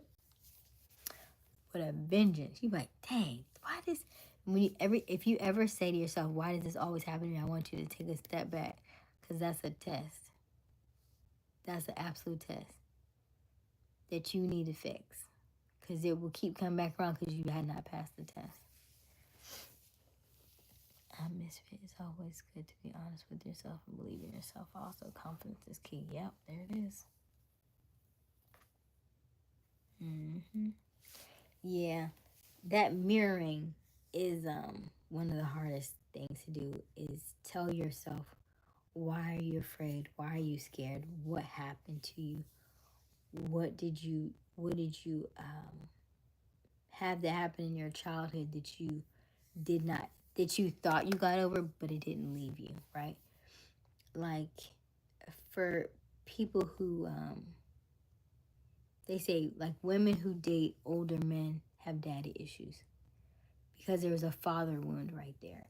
um Women who dress very provocative means they probably didn't feel like they were seen, so now they want to stand out, so that's their way of standing out. You know what I mean? Like, there are so many different parts of us that we don't realize what we're doing, but if you go back and look, they were wounds that we that we tried to heal in the way that we knew how to try to heal them, but they show up in other ways. And so somebody else can look at your situation and be like, I know exactly what that is. But you don't know how to fix it. And then you can look at them and be like, I know exactly what that is. But they don't know how to fix it. But it takes time to go back and look at your past and think about the things that happened, right? Um, you're never, nope, absolutely, Dean. You're never too old to learn something new. Hey, original game. How are you? Mm-hmm. Yeah, that's it. That's it. So we all have our things, you know. They just you get better in time, but it's a daily practice. It does not just go away. It's a daily practice. I think the moment for me that hit the nail on the head was I was in a class one time, and it was a 3 day kind of like social media type class or whatever. And this was during COVID, and the guy, and it wasn't a crazy price, but he said, he would do all your video editing, all of your he would do your like, let's say you give him like, I this was way before I even tried to do any of this like YouTube stuff. I didn't have a YouTube channel or anything. I had a TikTok that I was probably doing maybe by then. I think I might have had TikTok, but that's about it. But I had let TikTok go for a while, and he said he would do all these things, repurpose your content. He would give you like maybe 20 pieces of content. He would break your stuff down into reels, add captions, and all these things. And he was like, for $2,500 a month. I was like, 2,500? Oh my gosh. And it was interesting because I had never heard anybody say it before, but he says they're $25,000 a month.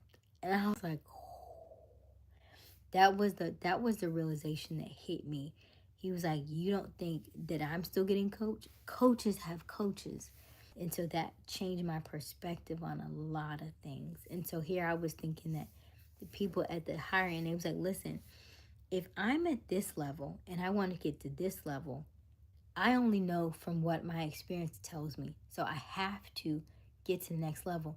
And in order for me to get to the next level, either I can take time and do research and try and do it on YouTube, but most likely the people who have that level of experience have paid for it.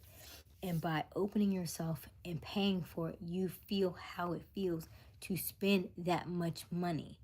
And so now that you've spent that much money, you feel like, oh, okay, I understand it. So now you spend more money so that you can understand it. Because here's the interesting thing.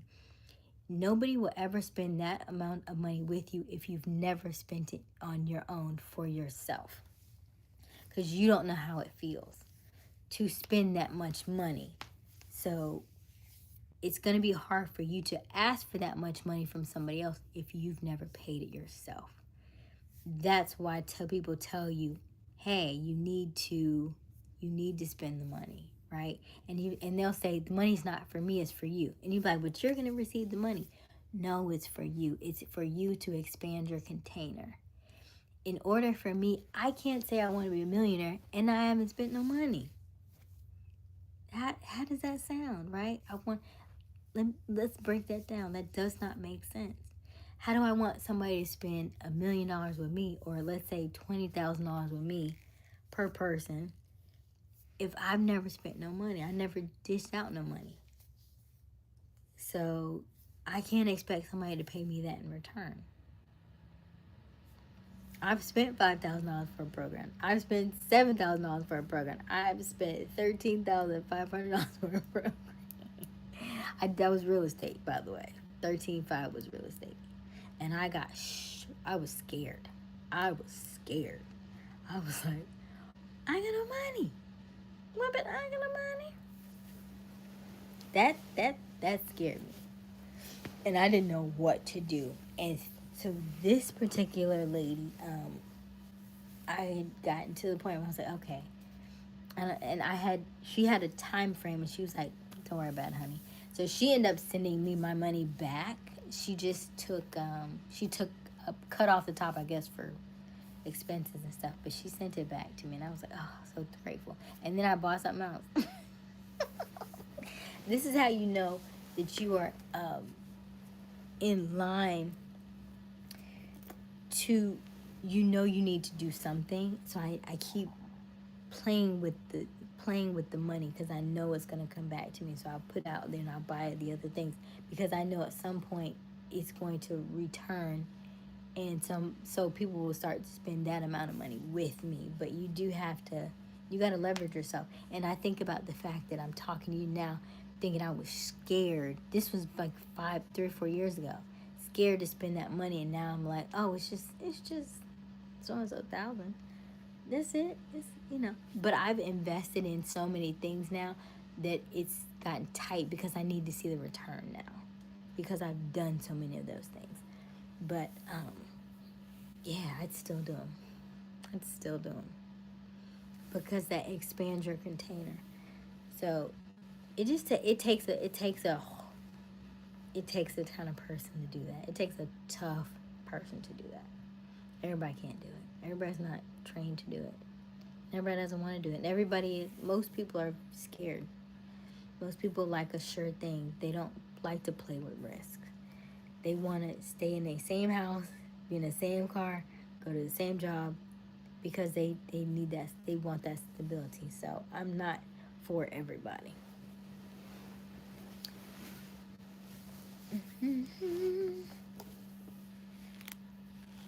And we have 5 more minutes because it's almost 3 a.m. I feel like I told y'all my whole life story. So Q, you don't need to ask me no more questions. I feel like you know them all at this point. All right, we got like 5 more minutes. Anybody have any other questions? Or anything else you want to talk about?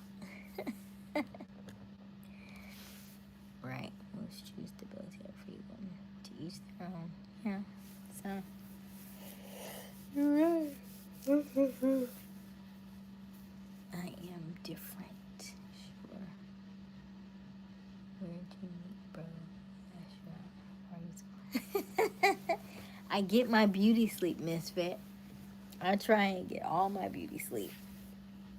I was just thinking about that today. I was like, man, Asia, imagine if you went and got I did this one time when I came back from Kenya, because nobody really knew when I came back, and I was able to get 8 hours of sleep for 3 nights in a row. Oh, so good.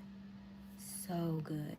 Uninterrupted. I mean, not getting up to use the bathroom. By the way, I did learn, if you pinch the back of your heel for like 30, apply pressure for like 30 seconds, it's supposed to like reroute something in your body. And so if you're the ones that kind of get up and pee at night, you're supposed to hold that for 30 seconds, and it's supposed to allow you to be able to sleep through the night without getting up. And that's why because I'm always getting up in the night. But if you can get 8 hours of uninterrupted sleep, game changer. Hello, Troy. How are you? Why are you so gorgeous, Sleepy Beauty? Because I get my beauty sleep. Thank you. All right, let's read this chat. Why was we both touching our hair? Oh, it's cute. Y'all know Black don't crack. Absolutely. I've seen Black. Hush, misfit.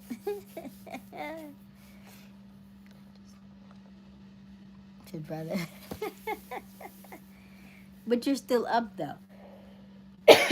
Still do it. So that way when you sleep tonight, you'll sleep through the night.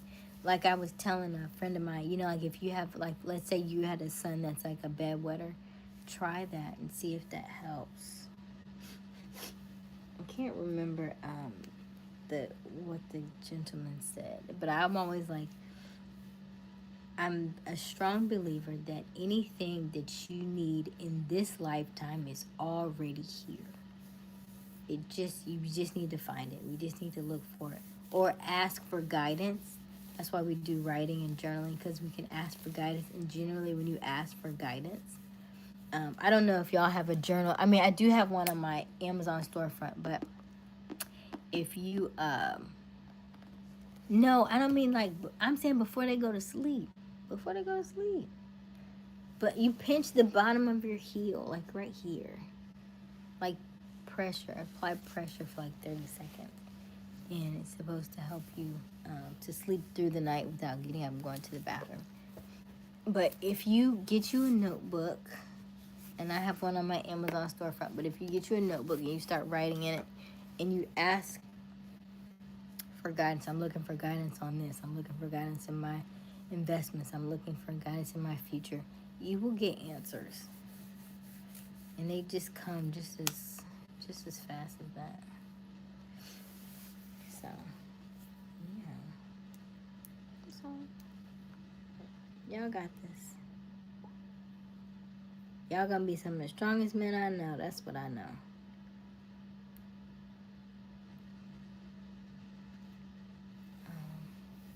Nice talking to y'all. I'm new. Hello, Troy. We love new people. We go live every night around 10:30-ish p.m. Eastern Daylight Time, and so you are welcome to come back and join us at any time, okay? Absolutely. Definitely cracked my nature. Oh my goodness. Y'all are so silly.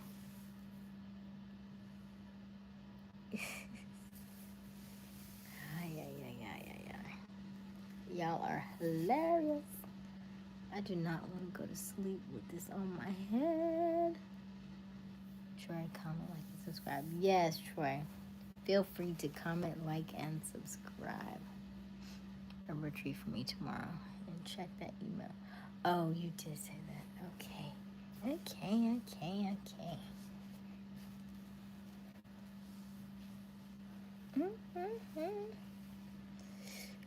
Alright. Hello, Steven Esposito.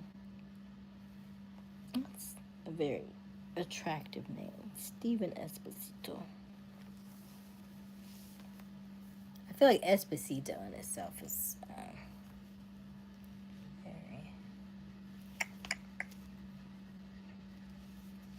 very Esposito. Rubber tree. Y'all gonna stop talking about my trees. Listen, until y'all be like, can you ask your tree what the tree, ask the tree what I'm supposed to do? And I'm like, I don't know. They say y'all been talking about them. Because you know trees have an underground network. They hear what you say. He messaged me today too. He said he's sorry he missed my live. But the people in the chat is cool and he definitely will be back.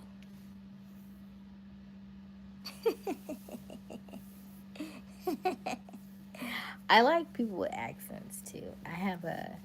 That's my ASMR for accents. Cool. He liked y'all. So I think he'll be back. I gotta figure out if I'm gonna keep doing this improv or, that was fun though. I enjoyed that. That's what I was trying to figure out how to keep that going. If I'm gonna let you out of jail or not. In my imagination, am I gonna let you out of jail or not? Even though he kept saying Asian instead of Asian. Right, yes. And so now he said it twice correctly. So we shall see what happens. So yeah. And then Caveman also messaged and said something too. So I thought that was interesting. Just show up. Oh my gosh. I know who I'll send for you. I know exactly the one I'll send for you. Y'all have plenty of practice. So I'm sure that y'all will be just fine. That's 2 points for him. In his deficit, right? He's got 2 points. That's good. All right, y'all. It is after 3. I will collect calls though, because at that point I will be able to, I'll make enough and stuff. But I don't think it's a good look for me to be at the prison. You know what I'm saying? Like publicity wise, I'm probably not gonna go. But you can call me from Joy. Is it Joylette Misfit? Was it Joylette Correctional Facility? Correctional Center?